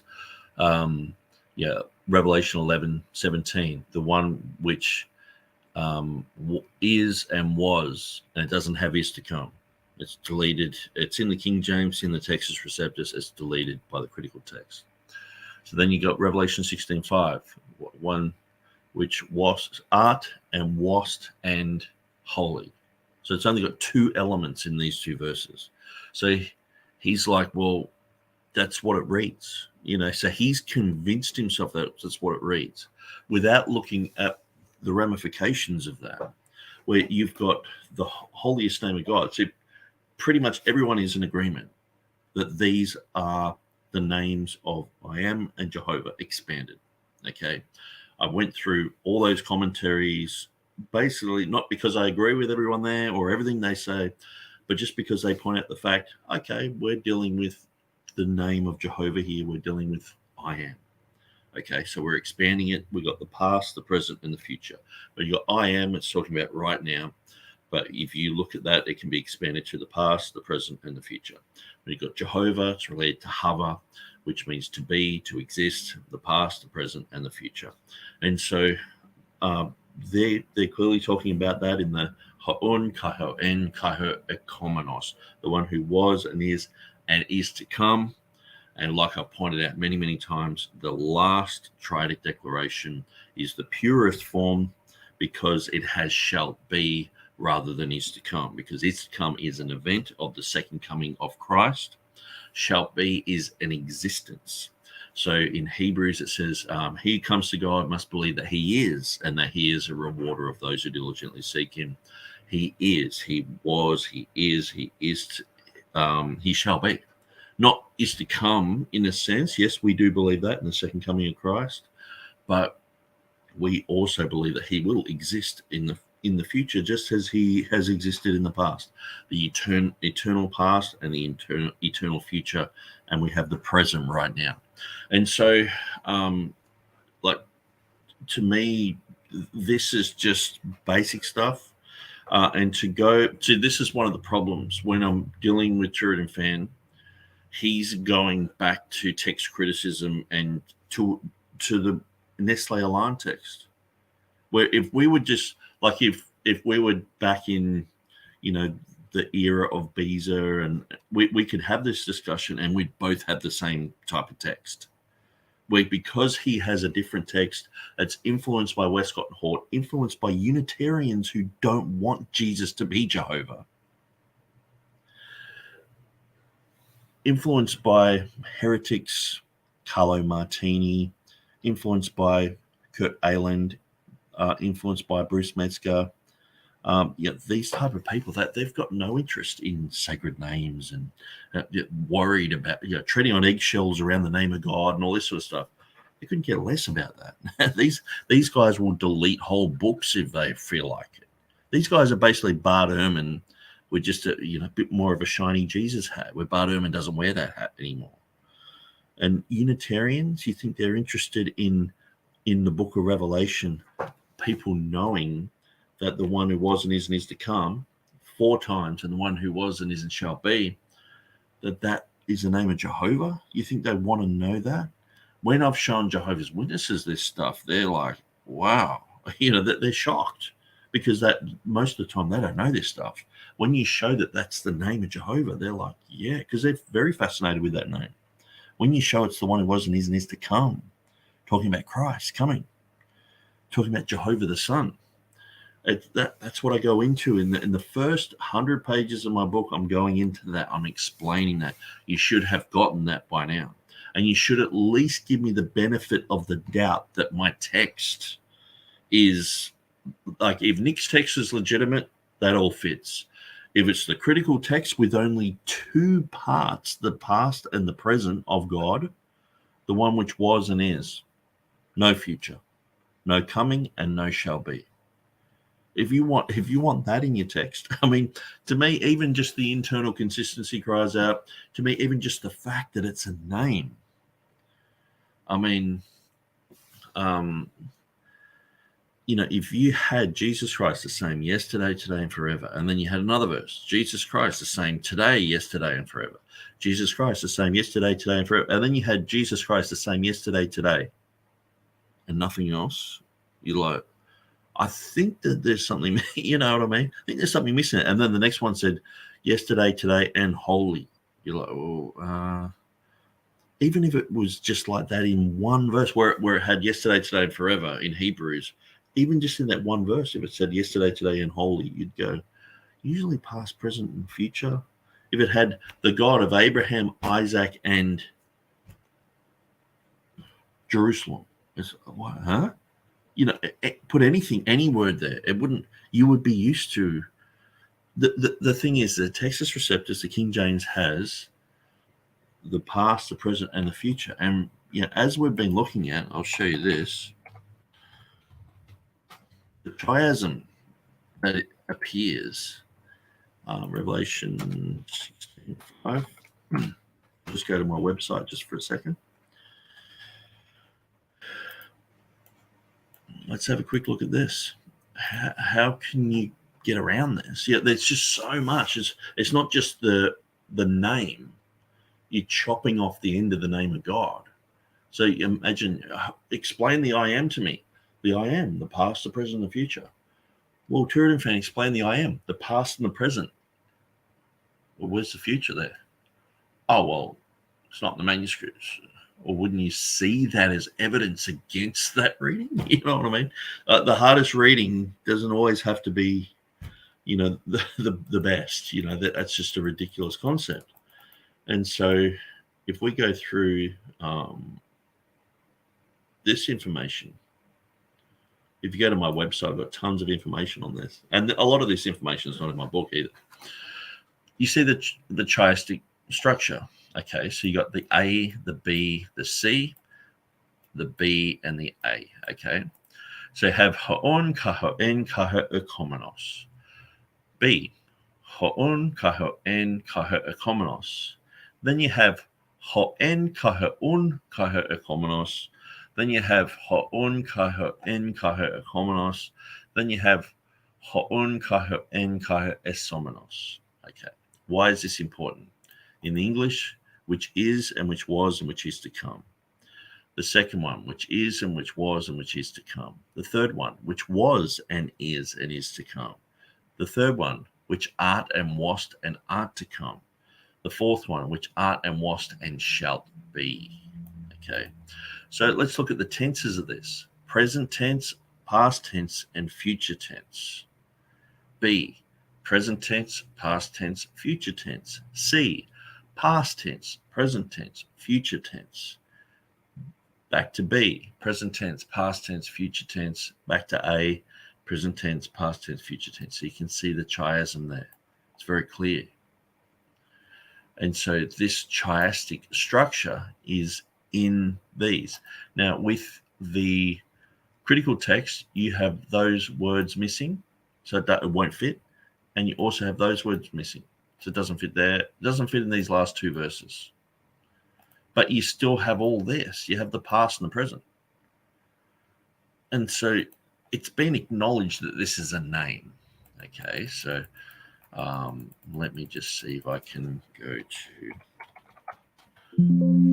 Yeah, in Strong's... I actually saw it in my book there. So I might just zoom up a bit. Let's see if we can do it without ruining everything. Okay, so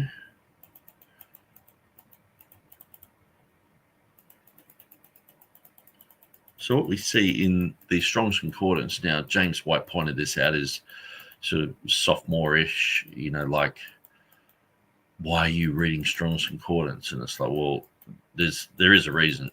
It's because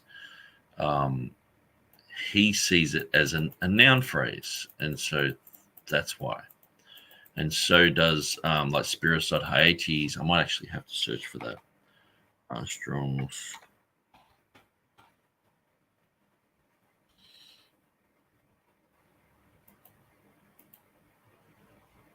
Actually, I'm looking for the picture of it.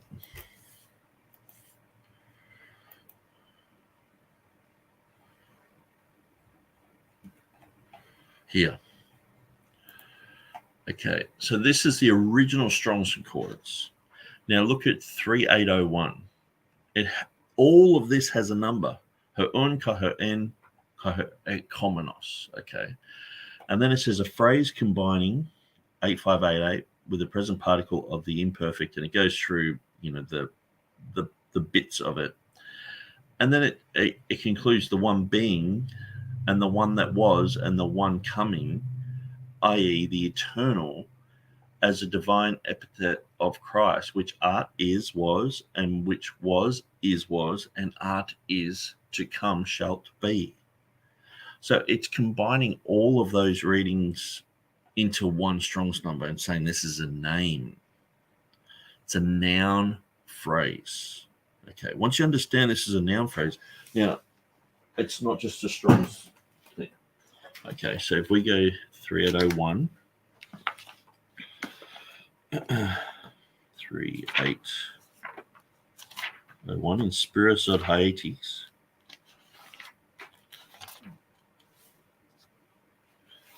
So I might change this for a second. Spirits od Haetes here. Where am I? There. Notice he's got the very similar sort of beginning there. Yeah, he has 1 page, 2 pages, and a half just on that. And so he goes through and explains that it's the divine name of God. So he's like, this phrase is made up of, and he explains, the present particle of emi, to be, etc. And then he describes it in Revelation 1:4, 1:8, 4:8, 11:17, and 16:5. It's used to indicate that God is timeless. And so then he goes through about the Trinity. And then he's talking about the was, the word in the beginning was the word was with God, the past of God. It talks about the Father. And so it's talking about the 3 personalities of the triune God, the Father, the Son, the Holy Spirit, which there is a little bit of that in there, and that's what Lorenzo Valla seemed to think that the Triadic Declaration was to do with that. But then it's like the United Bible Society text leaves this out and that out, and he starts to get into it. But when you go through this, he's talking about this being relative to the Lord God Almighty, and then he's saying United Bible Society text omits is to come. At Revelation 16:5, there's the omission there. It has Hosios instead. So he recognizes that this is a phrase, this is a name, and this is the expansion of the name of I am, the name of Jehovah. Okay, so it's very clear. So look, the Greek word study, Thea,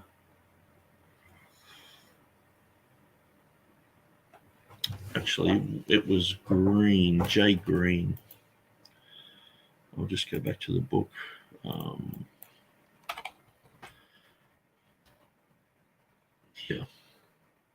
A. Green, in his 1976, Green's literal translation explains why he capitalized these sections and also interprets I am as Jehovah. In translating Greek words for I am, in certain places, I capitalize these words I am. See John 8:58 and other places. It is our firm conviction that in these places, Jesus is identifying himself as Jehovah. Jehovah properly translated meaning I am that I am. Jesus is, of course, English name assigned to a word, which means Jehovah is salvation. And so that's just one of the things that I am and Jehovah are related. But then we take it that step further and go, yes, the one which was and is to come is the expansion of the name of Jehovah. And so we've gone through that quite a lot. And, that's, if you really want to go through it, that's explained pretty much by everyone talking in these commentaries. So I'll just grab one random commentary. So we got Adam Clark's. He says this phraseology is purely Jewish, probably taken from the Tetragrammaton Jehovah, which is supposed to include in itself all time, past, present, and future. But they often use the phrase ha'un kahohen kahomenos of the apostle. It's a literal translation. So, but then he goes on and talks about these other ones. He was, he is, and he will be in the Hebrew. Certain rabbis talking about that. And so it's throughout all these commentaries. So the thing is, I can't understand for the life of me why TurretinFan is looking at all this information. He's reading through all this information. Where is he getting this name that is just the past and the present? Can he show me any commentaries that have that? Like, I know he was sort of pointing out in some of the commentaries, oh, that sort of goes against Nick, or that goes with Nick, or that wasn't the point of me putting these commentaries there. Like, I had Ellicott there. I know he's contemporary with Westcott and Hort. He was the one who invited the Unitarians onto the translation committee. Hort insisted that they were there, but he was the one doing that type of thing. So I've put that there. So because I know people like James White, they know this. They're like, well, Ellicott, okay, even Ellicott's saying it. Adam Clark, not a friend of the King James, but he's saying it too. Okay, so they're all saying this is related to Jehovah, the one which was and is. But where is the one which was and is? Where are people saying that that is the name of God? What is that? Or what? Now you know it's the name of Jehovah. You should go, yes, the Textus Receptus is correct. Yes, the readings there. This cries out for the fuller reading. And then when you see that Theodore Beza had a manuscript with that reading in it, then when you understand the whole concept of nomina sacra, to me it's how can you unsee it? And so anyway, let's see what TurretinFan says. So I'll try and get back to the nomina sacra issue.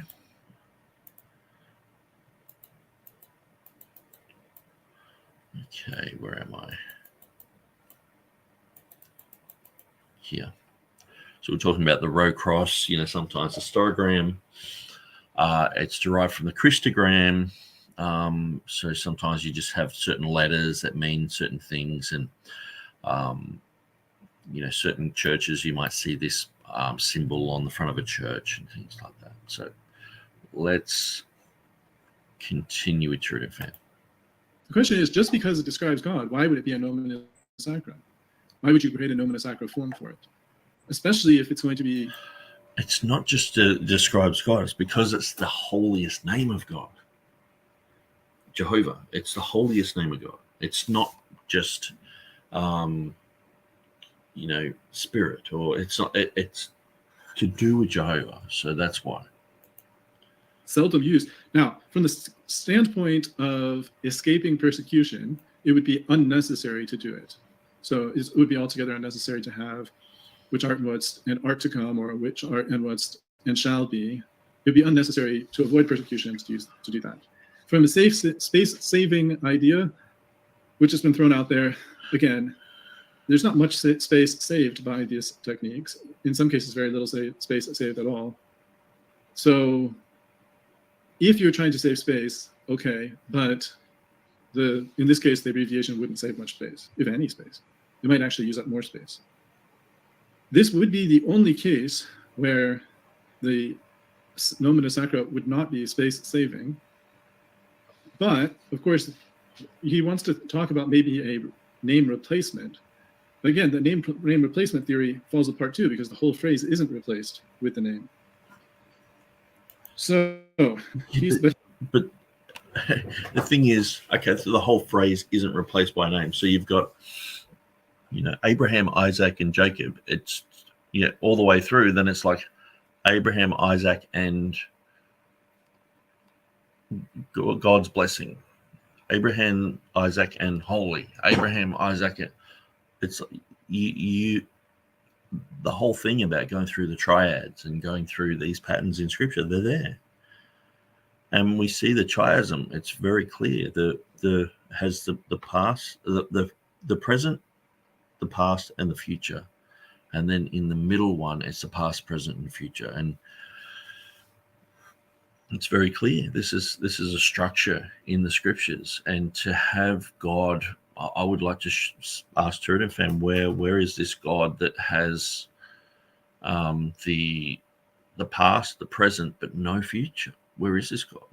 Where is it written about? Where is it talked about that this God exists, and that this is his name?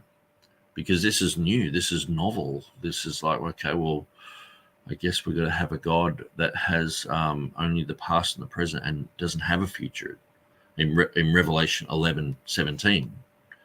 But yeah, that's clearly what it says in Revelation 11:17. It's and holy, so it's not to do with any moment in time. It's just he's holy, and holy in Revelation 16:5. See, it makes way more sense to go this is the holiest name of God, and a scribe has put holy there, because the thing is, you can't explain why these other readings are there with the et eris reading, the future reading of Esomenos and shall be in these commentaries, early commentaries, that some of them go back to the 4th century in their their duplication of using a 4th century commentary on Revelation. It might be in the 9th century or the 8th century, but it's using their commentary. And so readings that go early that explain this. And so you can't explain why in some of these places they have the full term, which makes perfect sense. There's no error there. There's no problem there. It flows. See, this is the thing. You go with the Textus Receptus, you go with the King James, you don't have any problems there. If you go against those, you encounter 10 different problems. You encounter God not having a future there. Because most people don't know it's a noun phrase, but once you know, you can't unsee that. Not just a noun phrase, the noun phrase. And then you have also the internal precedence of the past, the present, and the future. Then you have these 2 verses which don't have that. So this is the thing. This is where it becomes so frustrating, because it's like, I know I'm dealing with textual issues, but I just wish TurretinFan was, because he does use the King James in his debates and everything. But every verse he comes to, he must go, well, I don't believe that part of it. And just like James White, he's like, well, the last 12 verses of Mark they're Gnostic. I don't read them. And Peter Gary's like, oh, they're apocryphal readings. So when you read a verse that says all scripture is given by inspiration of God, and I grab the Bible and I read, and I'm looking at every word and every little nuance of everything. These guys are like, well, let's just check with our thing. Not that half of that verse shouldn't even be there. Let's just forget about that. And just overlooking things. How could you have any confidence in the word of God? Anyway, that's just where I'm going. He says, why then would it seem strange that the purist formula, now again, he hasn't established that this is purist. It's different, but is it purist? It's not the same as 1.4, 1.8, and 4.8. In those 3 cases, it's a bit different. Yeah. Well, the purist form, meaning that it is, if it's explained in all those earlier commentaries, that if you were to get the name of I am or the name of Jehovah, and you were to explain it like these rabbis did, the past, the present, and the future, you have the one which was and is and shall be, which in modern vernacular would be, the one which was and is and will be, because the shall and will have seemed to have, a bit like the Republicans, Democrats, there's been a big shift, and so it's almost saying the opposite thing now.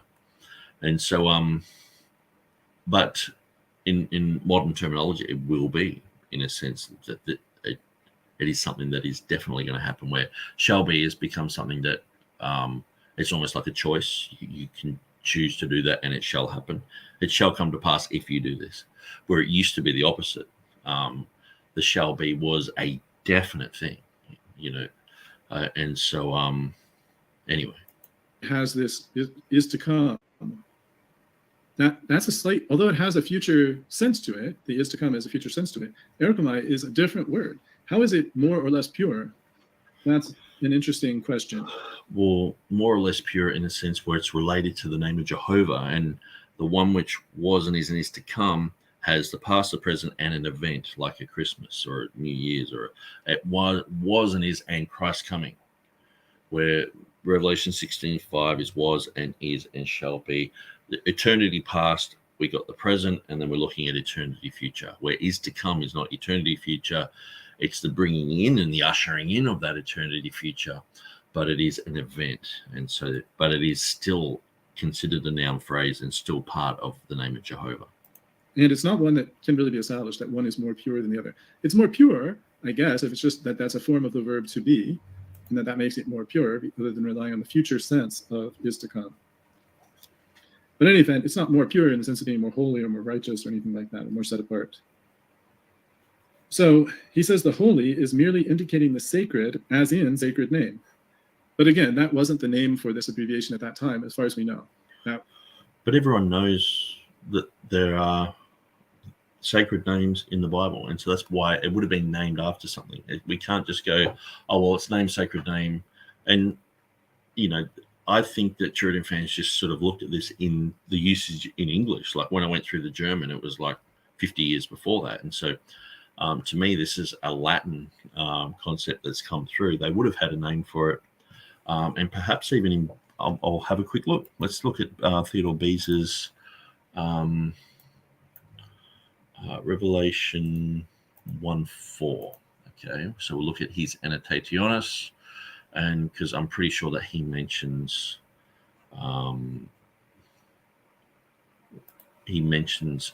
the concepts there in Latin, and so I'm pretty sure it has nomen sacrum written there in Latin. So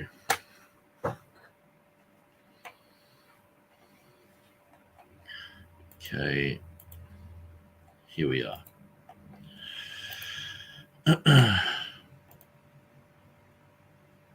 Exodus 3:14. Okay.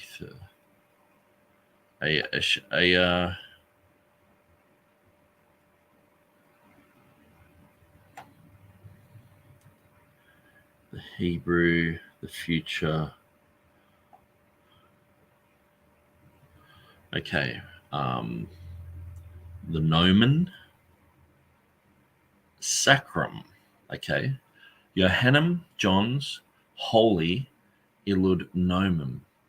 So John's holy something name, Jehovah.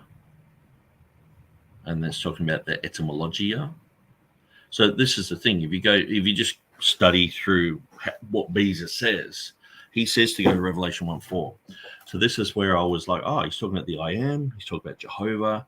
Now, I've got an interesting program on my phone called Google Lens. Now, I won't go to it today, but if you've got your phone, I would encourage you just to grab that. And actually, I might even do this and take a photo. So we'll go to Google Lens. And I'll send it to my Facebook, and we will. Okay, so Google Lens, translate. All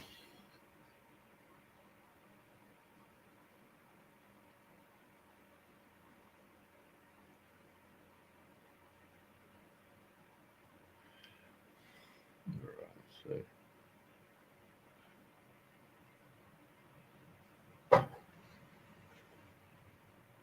Take a photo of it.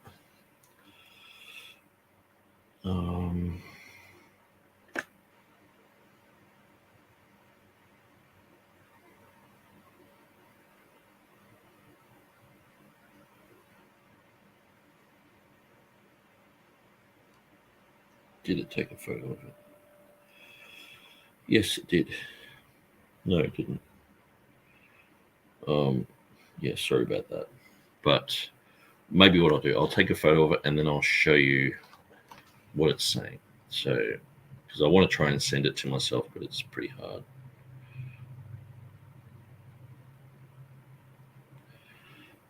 Okay.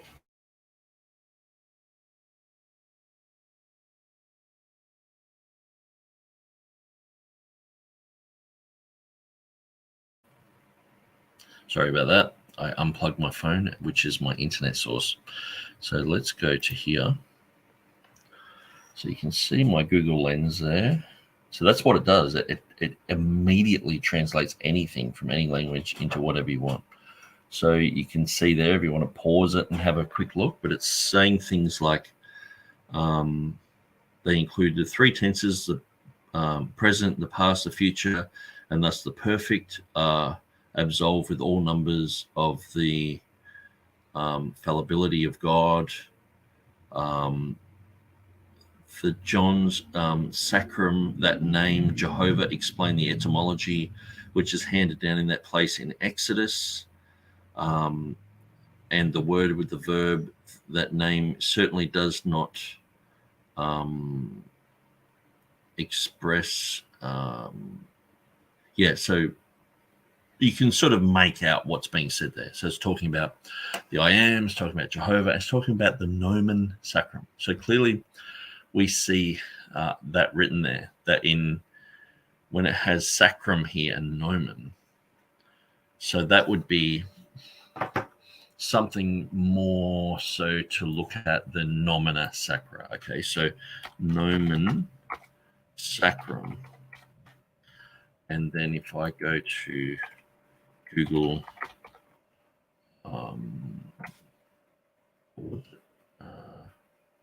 word usage Ngram viewer. Okay, so let's check out nomen sacrum and see how it's been used. Okay, well, it seems to still say it's only new. It's a shame we can't go through to the Latin language because it is a Latin term. Let's look at German. Okay, so pretty much the same as nomina sacra. Actually, I think I did look up nomen sacrum. Anyway, I'm digressing. Let's go back to this view and let's continue with TurretinFan. This is a much later terminology, and the word being used isn't sacred, it's holy. But Nick says that Dr. White is enraged at the removal of holy in Revelation 16:5, but also takes out 5 extra holies in one of his favorite manuscripts, because there's a manuscript that has 8 or 9 holies in a row in Revelation 4:8 instead of just 3, and 3 is the correct number. He says, so it's clear that certain scribes that I would reject, either as obviously corrupted or as fraudulent. That's his idea that maybe the Sinaiticus isn't what it says it is. He says, but that White would esteem we're placing many extra holies into Revelation. This is such an irrelevant tangent. According to Nick, this isn't an extra holy that's been placed into Revelation. According to Nick, it's a word that's being used as an abbreviation. It's not extra. This is just a tangent because of Nick's unhappiness with Dr. White. It's not actually a tangent. It's quite a well thought out opinion. It can be clear that we see holy, holy, holy, holy, holy, holy, holy, holy Lord God Almighty written in Codex Sinaiticus. So why haven't you guys gone with that reading? It's one of the oldest. Why isn't that? And why don't you just say, well, it's just been cut down? And why is he like, oh, it's just 3? Why? Because the Nestle Alarm text that you hold in your hand today doesn't have that. There are many other manuscripts that have 9 holies there. Sinaiticus has 8. So why isn't that a consideration? Why is only the holy that Revelation 16:5? It's like, oh, well, that's the one, So it's clear that certain scribes that I would reject as either obviously corrupted or as fraudulent, but that White would esteem, are placing many extra holies into Revelation. So there's a whole bunch of holies written here. Okay. And so the issue is, whether this has relevance to what we're saying or not. The issue is that people are putting extra holies in here. Okay. So James White, regardless of everything else, why isn't he going with these readings? Well, how come he can chop out holies? Why isn't he going with the oldest and best manuscripts here? Because it's dumb. Because it's stupid. Why is this dumb and stupid? What, when having God, having the past, present, and no future isn't seen as stupid? Or is it just because you barrack for your team and you want to defend your team? Well, why is it? Because how come the last 12 verses of Mark can be deleted, thrown in the bin, because of Vaticanus and Sinaiticus? So here's Sinaiticus here. Why isn't this considered as the reading? And everything else should conform to this. It's just like, it's just stupid. It should be 3. Why? Do you all of a sudden become majority text there? It's like, I can't understand critical text people all of a sudden become majority text when it favors them. He rubs some people, definitely rubs some people the wrong way, and clearly that has been the case with him and Nick. Again, he says it's rather enlightening to appeal to a general, he uses the phrase bog standard, which I think means like kind of basic run-of-the-mill item like Wikipedia in the picture below, which summarizes the issue in a way that that exposes the obvious. Obviously, he says this is a simplification of the issue at hand, but so I understand he doesn't want me to tease James White, but you just got to read it. Again, it is rather enlightening to appeal to a general bog standard like Wikipedia in the picture below, which summarizes this issue, much like the child pointing out that the king has no clothes on. Obviously, this is a simplification of the issue at hand, but I was greatly amused when I saw it, and it also corresponds with a reference, which is interesting. It says, the reference to God, the Holy One, the place, and the name. These appellations by no means innovative ways of addressing God, but they came up as part of Jewish reverential nomenclature toward the Second Temple period, page 58. So have a look at this. I'm going to enlarge on this. This is a Wikipedia article on the Tetragrammaton in the first section. So I don't know if you've ever edited Wikipedia. To get something in the first section can be hard. Has to be backed up. Okay. So we have here the Tetragrammaton, the usual thing. And it says, religiously observant Jews and those who follow the Talmud, Jewish traditions, do not pronounce Jehovah, nor do they read aloud transliterated forms such as Yahweh. Instead, the word is substituted with a different term, whether used to address or refer to the Lord God of Israel. Listen to this. Common substitutions for Hebrew terms are Hakadosh, Baruch Hu, the Holy One. That's exactly what James White is saying. Revelation 16:5 says, the one which was and is the Holy One. So here, just looking at, and when I say bog standard, I mean, you don't have to search far to find the Holy One as an example of a replacement for the Tetragrammaton. Okay. And here it's the Hebrew forms, and it might have the Holy One, blessed be he, Adonai, my Lord, or Hashem, the name. So I've mentioned a few of those, but clearly the whole Holy One here. So I've written amusingly the Tetragrammaton article in Wikipedia. It summarizes this issue and says common substitutions are the Holy One. It's like, okay, so let's go to the Tetragrammaton article.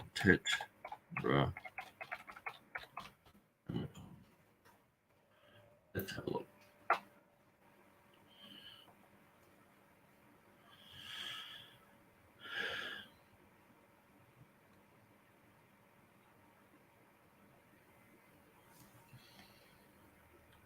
To be, to exist, to cause, to come to pass. Tetragrammaton.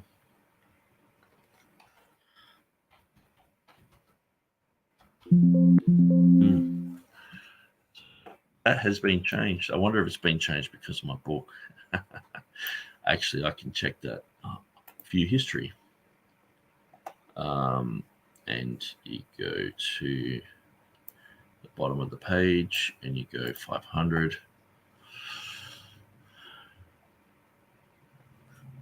for Holy One. No, they didn't write that it's been removed. And so sometimes that's nefarious because people don't like that. But if I actually go to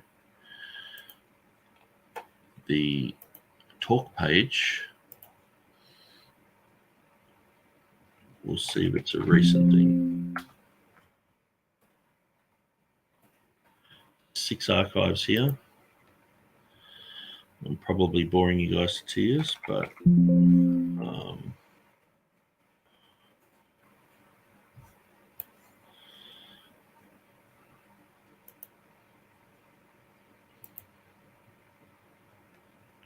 actually, search archives.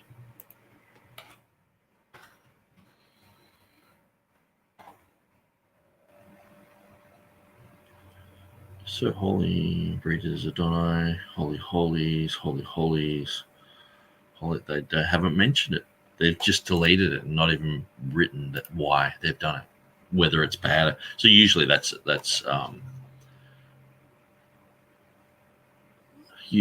bad edit. So anyway, in my book, I've got Tetragrammaton. That's what it read when I was writing my book. Maybe someone who doesn't like the Textus Receptus reading there went, oh, hang on, this is quite damning to our position. But when I saw that, I was like, well, that's quite interesting. I actually sent that to James White. And so let's just continue because we're nearly done. This particular one says that one of the substitutions is the Holy One, blessed be he. And he somehow breaks up the Holy One, blessed be he, into just the Holy One by itself. It's got a comma there, that's why. So I'm not sure why he broke it up that way, but it is what it is. And that's where he ends that. He says that this says the reference to God, the Holy One, the place, and the name. These appellations were by no means innovative ways, but they came up as part of a Jewish reverential nomenclature towards the end of the Second Temple period. So I'm going to pause there. That's where the book ended. Or not the book ended, but the section ended for this particular section of the book. I noticed that it hasn't been the most popular episode so far, and I totally understand that. This is mostly a very niche interest, but I just wanted to make sure to make progress in it and to try to address the issues that were being raised. Those issues are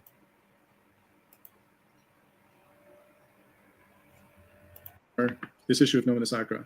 I don't think that Nick has established this point, that there's a nomina sacra here. If this is a nomina sacra at Revelation 16:5, the problem is it's not like the other nomina sacra. It's not like any of them. It's not just, he calls it a rare nomen sacrum. Rare, it's not just rare, it would be absolutely unique. And there are other unique nomina sacra, but those other... So these other unique nomina sacra, they're not nomina sacra then. You know what I mean? Other unique nomina sacra are at least similar to the conventional usage. Okay, so a stereogram, and so sometimes you have just the first 2 letters of a word. And so what we have here is, okay, this is a unique thing, Well, Revelation 16:5 is a unique verse. It's in the book of Revelation. It is dealing with the unique name of Jehovah, and it expands the name of Jehovah. If it was one of the other Triadic declarations, then we would go, okay, well, it's Revelation 1:4 or Revelation 4:8. Okay, well, it's not that special. It is, expansion of the name of Jehovah, but it's, obviously Revelation 16:5 has that it shall be meaning, so that's the more special one because that's the one that actually equals 100% equals. It's got all the ingredients there for the expansion of the name of Jehovah, but it just so happens to be that one. You know what I mean? It's like, and that's the one that has holy on it, and so most importantly, Nick has not pointed us to any Greek manuscripts which have this overstrike over the word.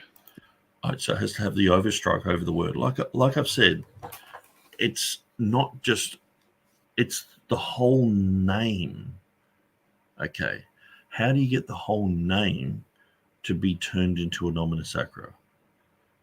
You put a line over the whole thing, and just put the beginning of each word, or just the beginning of the noun phrase and the end of the noun phrase, which would just be os, who. It's like these guys can't even get nomina sacra right when there's a massive solecism at 1 Timothy 3:16 that they can't even figure that out. I mean, James White even figured that out. Kudos to him. But it's like these other guys, the text critics are like, oh, no, we made up a song there and all this sort of stuff. And Paul made up a song. It's ridiculous. It's so stupid.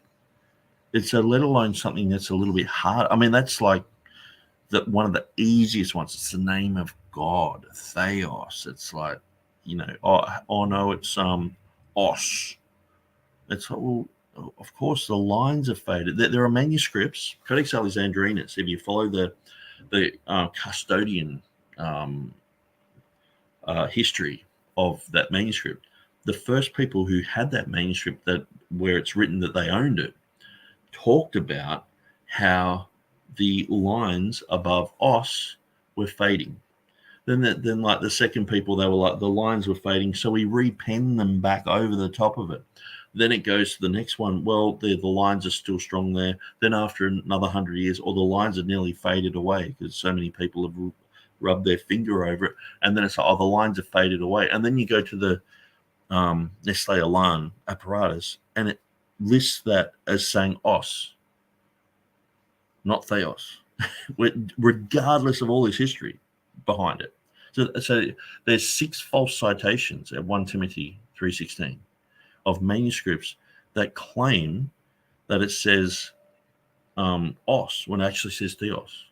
And you can use it's sort of like ultraviolet lighting that show you what the original writing says. And this is like a new technology. It's been around for 20 years, but you can use that to look at the manuscripts and to see what was originally written. But they don't use that information. They have 6 false citations there. It's just amazing. And so this is the sort of thing that they just don't want the reading there. They're stacking the deck. These guys are not honest. And so why on earth would I think, so when I'm looking at TurretinFan, he's just influenced by these guys. It's like, no, evolution is true. And you're showing that, hang on, you're saying that this DNA matches up with here and there, and it's like, no, this is still human DNA. Oh no, well, you've got to go with the science. You've got to go with the facts. You've got to go with the linguistic data that shows you that the name of God is if it's expanded, it's going to be the past, present, and future. With I am and with Jehovah, it's a precedent with the other verses. That reading is in an ancient manuscript that Theodore Beza had. If people knew about this ancient manuscript that Theodore Beza had like 20 years ago or 30 years ago when James White wrote his book, he wouldn't have said it's a conjectural emendation. I run into people all the time who say, oh, apparently Beza had a manuscript, but he had a conjectural emendation. Like, they don't even know what a conjectural emendation is, but James White said it, so they're going with it. And I just don't find that the scholarship that's involved with looking at nomina sacra, looking at like James White definitely fails, and I point that out clearly in my book. But I just don't find that people know these things. They don't know the link to Jehovah. They don't know the link to I am. They don't know the link to the Trade Declaration. They don't know the Old Testament formation of having nomina sacra, and where nomina sacra originated with Jehovah. The first ever nomina sacra was with Jehovah. So wouldn't you think that an expansion of Jehovah could have a type of nomina sacra on it? You know what I mean? It's not out of the realms of impossibility. It's just sort of like, no, that's just, Nick hasn't shown us anything yet. So, this is all part of the, internal evidence I'm going through. Then we go through the external evidence. And we're going to look at the manuscripts, and we're going to look at quotations of early church writers, And we're going to look at what Theodore Beza said himself, because Theodore Beza, he was a brilliant guy, and his concepts were well received in the era where people were speaking fluently Latin, Greek, Hebrew. This type of scholarship was flourishing in Europe, and he was considered a guru in his field, and people looked up to him and said, yeah, what he's saying is correct. And so it's not like I'm making this up. This is Theodore, but if you read his Annotationis in Revelation 1:4, why is he mentioning Jehovah? Why is he mentioning I am? He's saying it's a nomen sacrum there, the holy name of God, and it is extrapolated in the past, the present, the future. So it's not my idea. Anyway. If they had the overstrike over the word, such that you could see that this is intended as some kind of abbreviation or substitution, then we could be at least on this. We could at least have something on which to hang our hat. But he hasn't pointed us to anything like that. Does it exist? I don't know. I haven't done the research on that to see all those early manuscripts to see if there are any that have an over this super, what did he call it? Superlinear mark, this line over the words. It's not there. The other versions, even the ones that were translated very early, don't translate the Greek using as though this were an abbreviation. That was a known abbreviation. So if it was an abbreviation, this was an abbreviation that then fooled all of the translators. The Coptic. Actually, I should be careful about saying which all of them are, because I'm not sure whether or not whether Revelation was translated into all the early languages. Was it in? It fooled them all. No, Ethiopic has it. The Latin has it. Homo Halberstadensis in his commentary has it. Beatus of Libana has it. Many people have the future form, et eris, in the Latin, Jerome. Was it in Syriac? It was in Latin, and it was translated literally. It was in, I believe it was in Coptic, and I believe it was translated literally. Coptic Sahidic, Coptic Baharic. The thing is, there aren't any ancient translations that we know of that do translate it as though it's a nomina sacra. Whereas for all the other nomina sacra that we have in the New Testament, all of them get translated as though they're nomina sacra. And in some cases, the translation, the target language, like Latin, adopts a nomina sacra form, but with a translation. So Kyrios, which means Lord, is translated as Dominus, which means Lord in Latin. And then it's just abbreviated as Latin DS, Dominus. Or if it's Domini, because of the case, then it's DI, Domini. But in any event, it's translated into the target language as with an understanding that it was a nomina sacra in the source language. But that's not the case here. So it would have to be a nomina sacra that's different from all the other nomina sacra. It would have to be a nomina sacra that wasn't recognized. Well, if you're looking at it, the name is this long. Show me another name in the Bible where it's this long. Where has the one which is and was and shall be. Show me a name that long. By the Greek copyists who copied, because they didn't provide the signal of it being a nomina sacra. It doesn't seem to have been identified that way by any of the commentators on this verse during the first few centuries of the text. In fact, I'm not sure it's even recognized until Beza. Now, that's where... But see, this is where it's the biblical illiteracy of this generation is that people don't know it's related to Jehovah. Even just to get them to that point, I'm like, it's effort to just get them to go, okay, well, the one who was and is and shall be means Jehovah. People are just looking at me like James White was like, I don't understand it. I can't think about it. This guy's just crazy. He can't even get it. The basics, well, the 1 + 1 = 2 type of thing to do with this issue. And so if people can't even get to there, what chance have we got for them to get into the mindset of people in the middle of the Byzantine era? going through this and what they thought about their manuscript. I mean, and what they thought about that reading and holy and what it meant to them, and the other. The thing is, it's not just that one thing; it's the other instances of the one which was and is to come, with the past, the present, and the future, and the whole concept of the chiasm. Just everything just falls apart with your reading, but everything makes perfect sense with my reading. We may have some interesting question whether this idea predates Beza or not, whether Beza came up with this idea. Maybe there's somebody before there, but in the well, that's where the Ethiopic in 1549 has the one which was and isn't and shall be. Okay, so this very clearly has that. So yeah, as we go through the other issues that are involved, we can clearly see that it was a valid option. Erasmus said it probably should read the one which was and is to come, simply due to the internal evidence on that.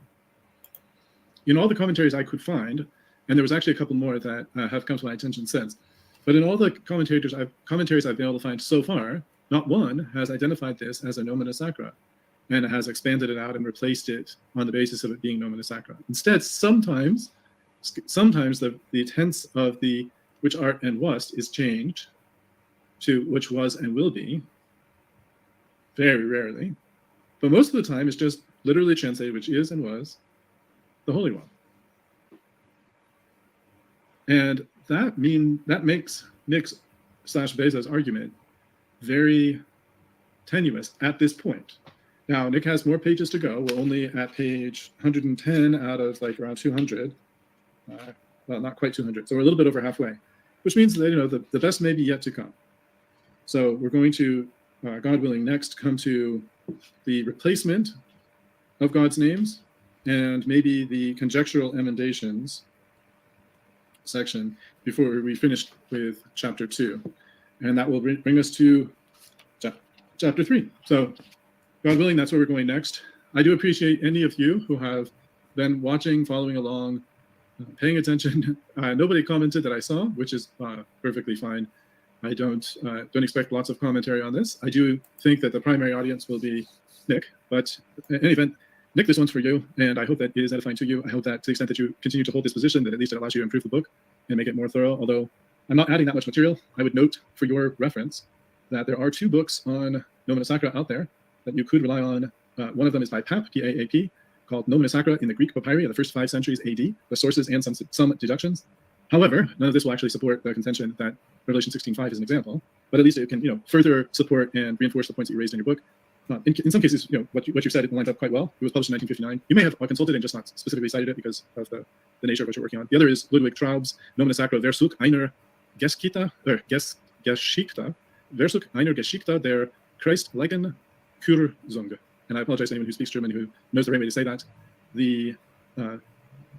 That text includes lists of these, including the word for cross, storos, anthropos, and so on. But it doesn't, that I could find, it doesn't indicate that the Revelation 16:5 is an example of this. It does mention that Christ and God, as they relate to, that somehow they relate to the Tetragrammaton. That might be of interest to you. That would be, look at page 36, for example. I don't know if you read German. Obviously, I don't. I'm very reliant on translation tools for that. But I see tetragram right there. So I think that it's related to the Tetragrammaton. But anyway, I leave that to your reading interest. Not sure what else to say. Oh, thank you for being the exception, Seamus Crawford. Good to see you on here. You get to be the first comment and probably the last comment because I'm just wrapping up this episode right around 1 hour. I know that Nick has been doing a lot more on eschatology recently, but I hope that he'll enjoy coming back to considering his own book, which I can see he spent some good effort and study in preparing. I do wish, of course, I had a little bit less of a target of trying to go after my friend James, but that's the nature of these sorts of things. He feels that James' response to his position hasn't been completely fair, and so therefore he's coming at him. And hopefully Nick is saying that we're going through his book and trying to consider each of his points as we go. That should remind me, should you have questions about this episode or any of the other episodes in this series, feel free to leave comments on YouTube. I'm happy to receive them, happy to listen to them. Going forward, God willing, in the works is some discussion of the recent debate, maybe some follow-up or responses to what Sam and William said during the debate, or even after the debate, or even before the debate. I'm happy to try to round up those points. We did put a lot of effort into preparing for the debate, which lasted 4 hours. 4 hours, but 4 hours is still quite a short amount of time to discuss all the issues. And there were a few kind of unusual things that cropped up during the debate that we would like to discuss at some point. So, probably those things are in the works, as is, as I mentioned, my continued response to Ken Wilson, which I'm not going to continue right here, and probably some more stuff on the Catholic monks and semi-Pelagianism in the 4th century, so-called semi-Pelagianism in the 4th and 5th centuries. Whether or not it should actually be called semi-Pelagianism is sort of a debate for another day, or maybe not ever be debated at all. I don't know. We'll see. So, anyway, the issue of what they believed and whether or not they were condemned by the Second Council of Orange is something I'd like to dig into further, and with God's help I will. So again, thank you all, and especially Seamus Crawford for commenting, and God be with you.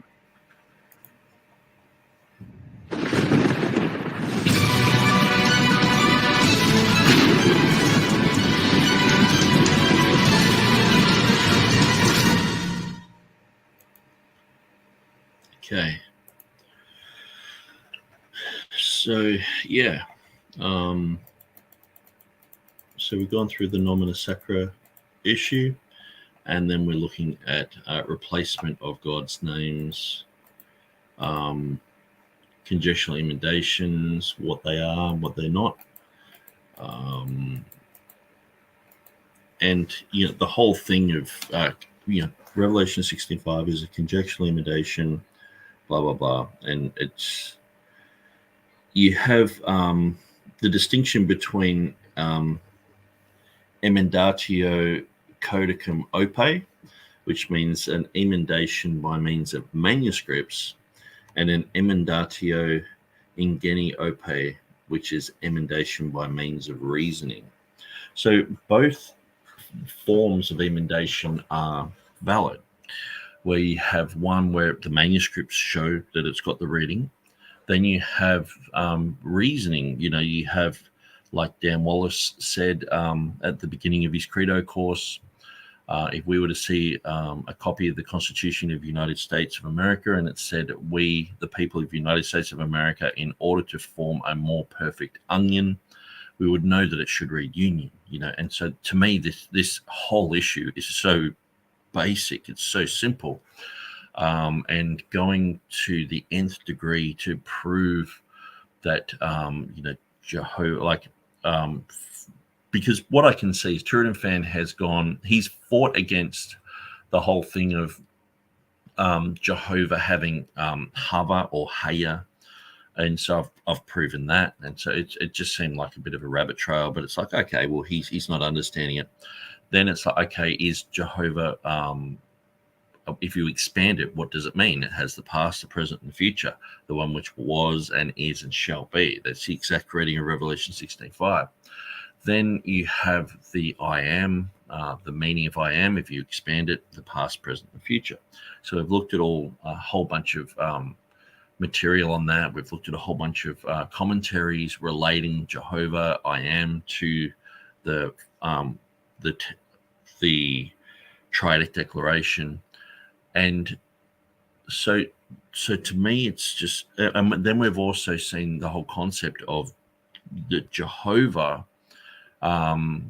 when it's said by a heavenly being like Jesus or the 24 elders or whatever, it's got the name Jehovah, and then it has the Triadic Declaration not far from there. And one of the issues also is, this is something that I discovered later, was the also the relation to Psalm 119, which has Lord there. Okay, Ethiopic has Lord there as well. But there's just so much to go through. Jesus is the one who is to come and shall be. He's Jehovah. I am means who was and is and shall be. I am in English Bible version shows that shall be is a reasonable reading. Most commentaries concerning the Triadic Declaration relate it to Jehovah and I am. The Triadic Declaration is the original holy name of God. So it's the expansion of Jehovah. It's not the expansion of any other name. It's the expansion of Jehovah and I am. So it's the holiest name. The entire Triadic Declaration is nominative with its own Strong's number. The holy in the manuscripts is a form of nomina sacra, sacra meaning holy or sacred. The Ethiopic Bible of 1549 has shall be. P47 has the and that Beza pointed to and was going on to fill the triad. The 3rd century Clement of Alexandria, speaking of Jehovah, used esomenos, knowing the correct New Testament reading of Revelation 16:5. The 4th century Gregory of Nyssa calls Christ the esomenos. Jerome's Vulgate has shall be in the Triadic Declaration according to Wordsworth's Latin. In the 8th century, Beatus of Libana has shall be in his text and in his copy of a 4th century commentary. In the 9th century, Hamo Halberstadensis has shall be in his Latin commentary exactly how Jerome has it. Desiderius Erasmus has a Triadic Declaration in Revelation 16:5 as echomenos, not esomenos, in his Annotationis in all 5 editions. Luther, Coverdale, and Calvin had will be for I am in Exodus 3:14. Hutter has shall be in his Hebrew edition with is to come in his Greek. The New Testament Hebrew of Hutter in Revelation 16:5 is akin to hava, to be, shall be. The 1560 Geneva notes at Exodus 3:14 has shall be for I am. John Calvin defined Jehovah and I am as a Triadic Declaration. So that was something that was contested by TurretinFan, and it was like, okay, it was the guy who wrote the notes for Calvin said that, but it's like, okay, well, Theodore Beza explained in his 1582 footnote that the Triadic Declaration appears when Jehovah appears in Revelation. The King James Version translators did not slavishly follow Beza, but they chose to adopt shall be, knowing that Beza was correct. The King James Version left no note, and neither did the Dutch Statenvertaling. So, yeah, there's quite a lot of interesting information when you go through my website. Now, the Arabic in Revelation 16:5 just has eterne. It doesn't have the past, the present, or the future. It just has eterne. So which is like I am or Hava or Jehovah, you know.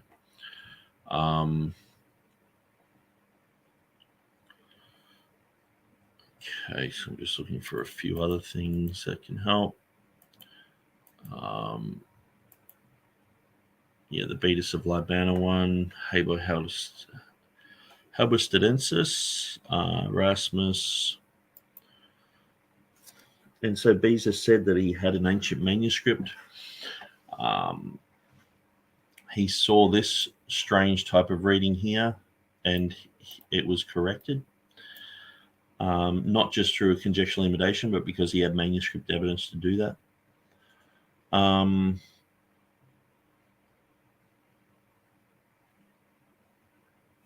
Okay, so we're looking at the I am, the chiastic structure, which I went through earlier.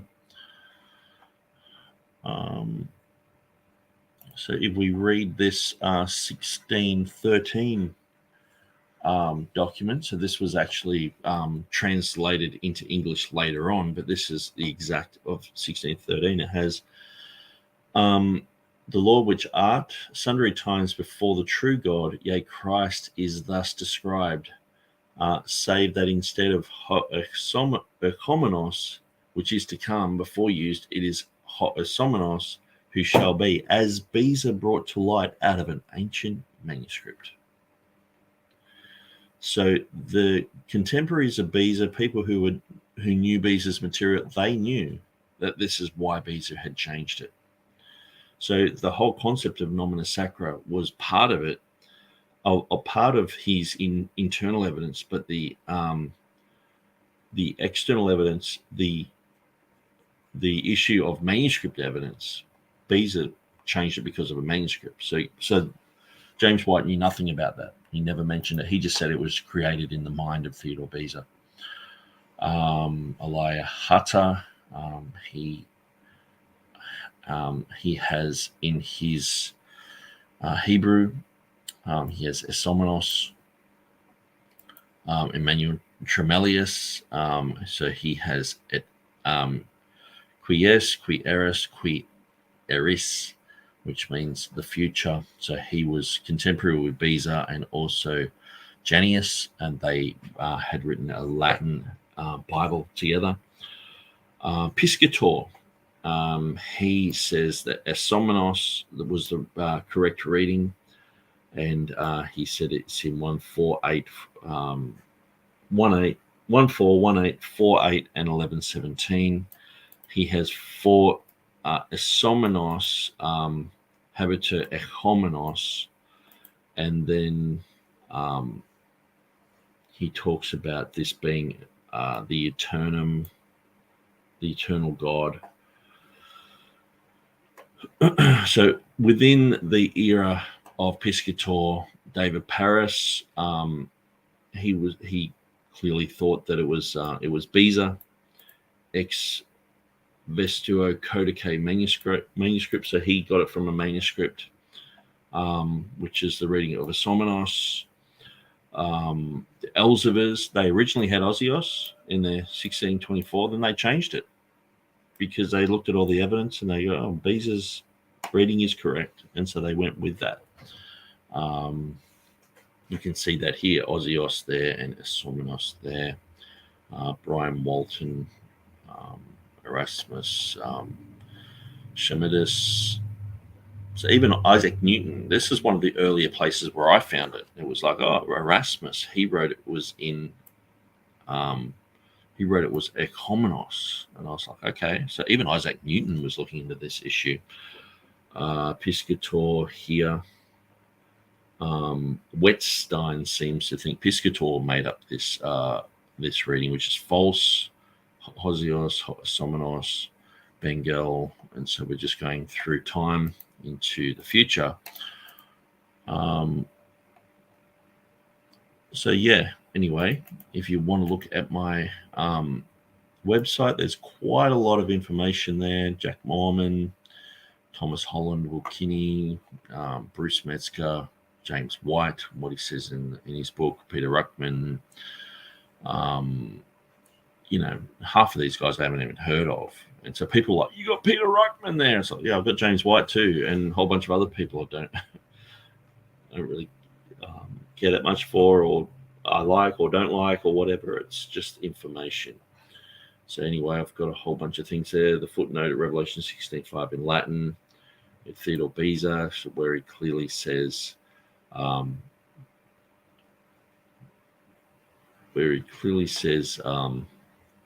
righteous and holy. And then he talks about the Jehovah Nomen. And then he says that he talks about in Revelation 1:4. So that's why I went there. And then he has, why doesn't it read Echomenos? So he says it reads Asomenos here. And then he's saying in the other places. And then he talks about some internal evidence as to why, because Christ's return was the next event on the calendar. And so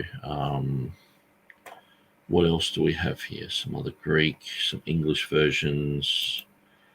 So we've pretty much like exhausted this topic. And this is like I sort of gave up putting a lot of information on my website a long time ago because I got a bit over this topic. But even just go through the external links, check out KJV Today, the very interesting website. Even Elijah Hixson's done some things on the Ethiopic. There's some videos. So probably 2019 was when I was like, I'm a bit over it. Jeff Riddle's written on it, and if you go through his issues on Web Magazine, say starting around 110 and go to 120, he talks a lot about these issues. And so, okay, so TurretinFan's written here saying, regarding covering my face with text, please do.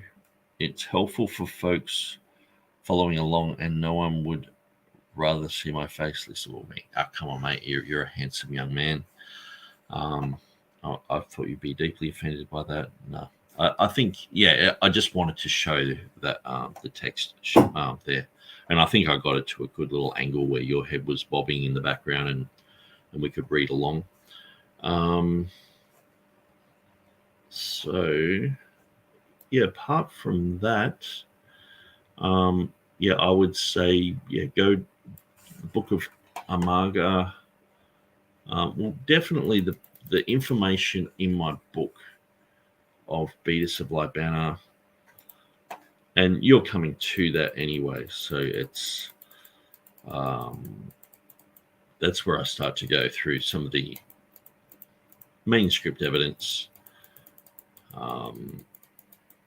and I did look into the whole thing of Beatus of Libana, and because it's not that late, 730 to 800, and he has the will be. So that's from the KJV today. So it has et futurus s, which means will be.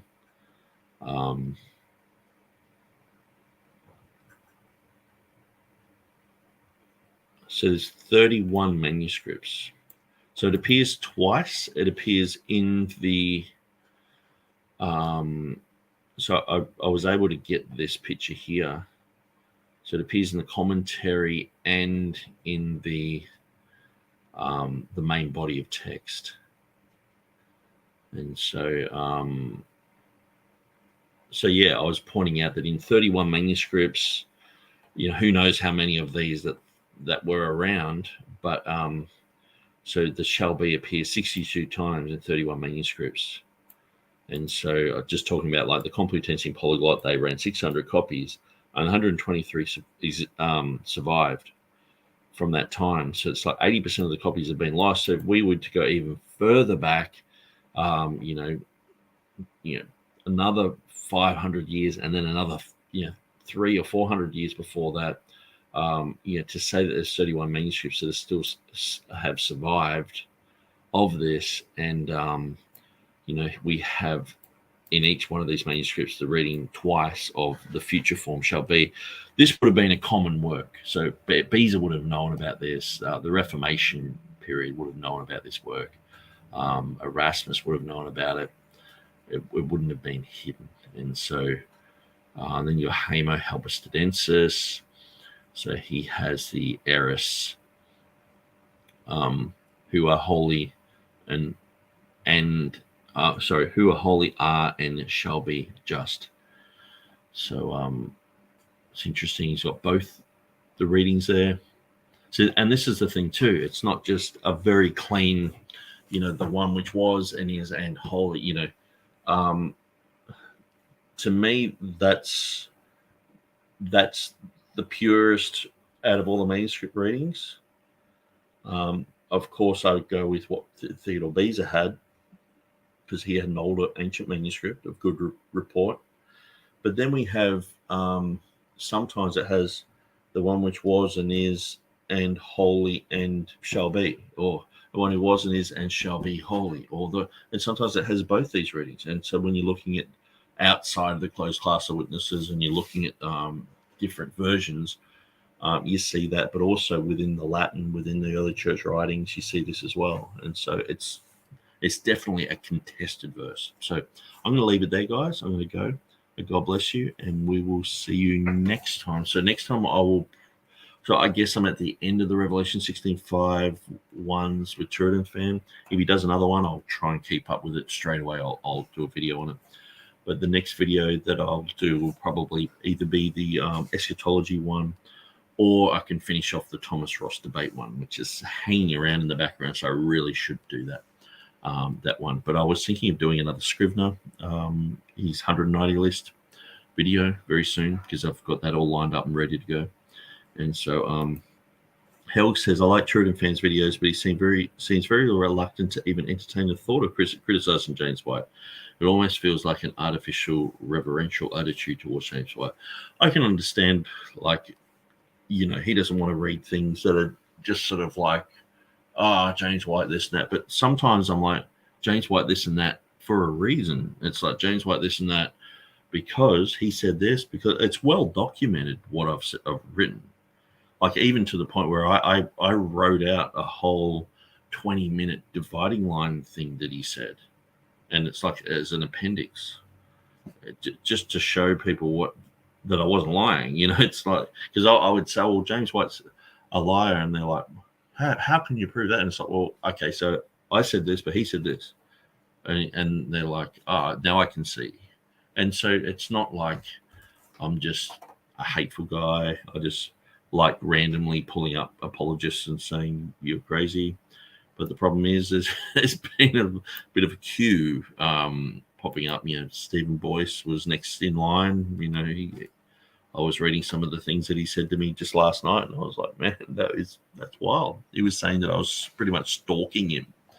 And I'm obsessed with him and all this sort of stuff. It's like, nah, I'm driving my truck down the road and you just stood in front of it. And it's like, sorry, dude, I can't move. You're playing on the freeway and you're saying, why are you trying to run me over? And it's like, well, I was heading in that direction anyway.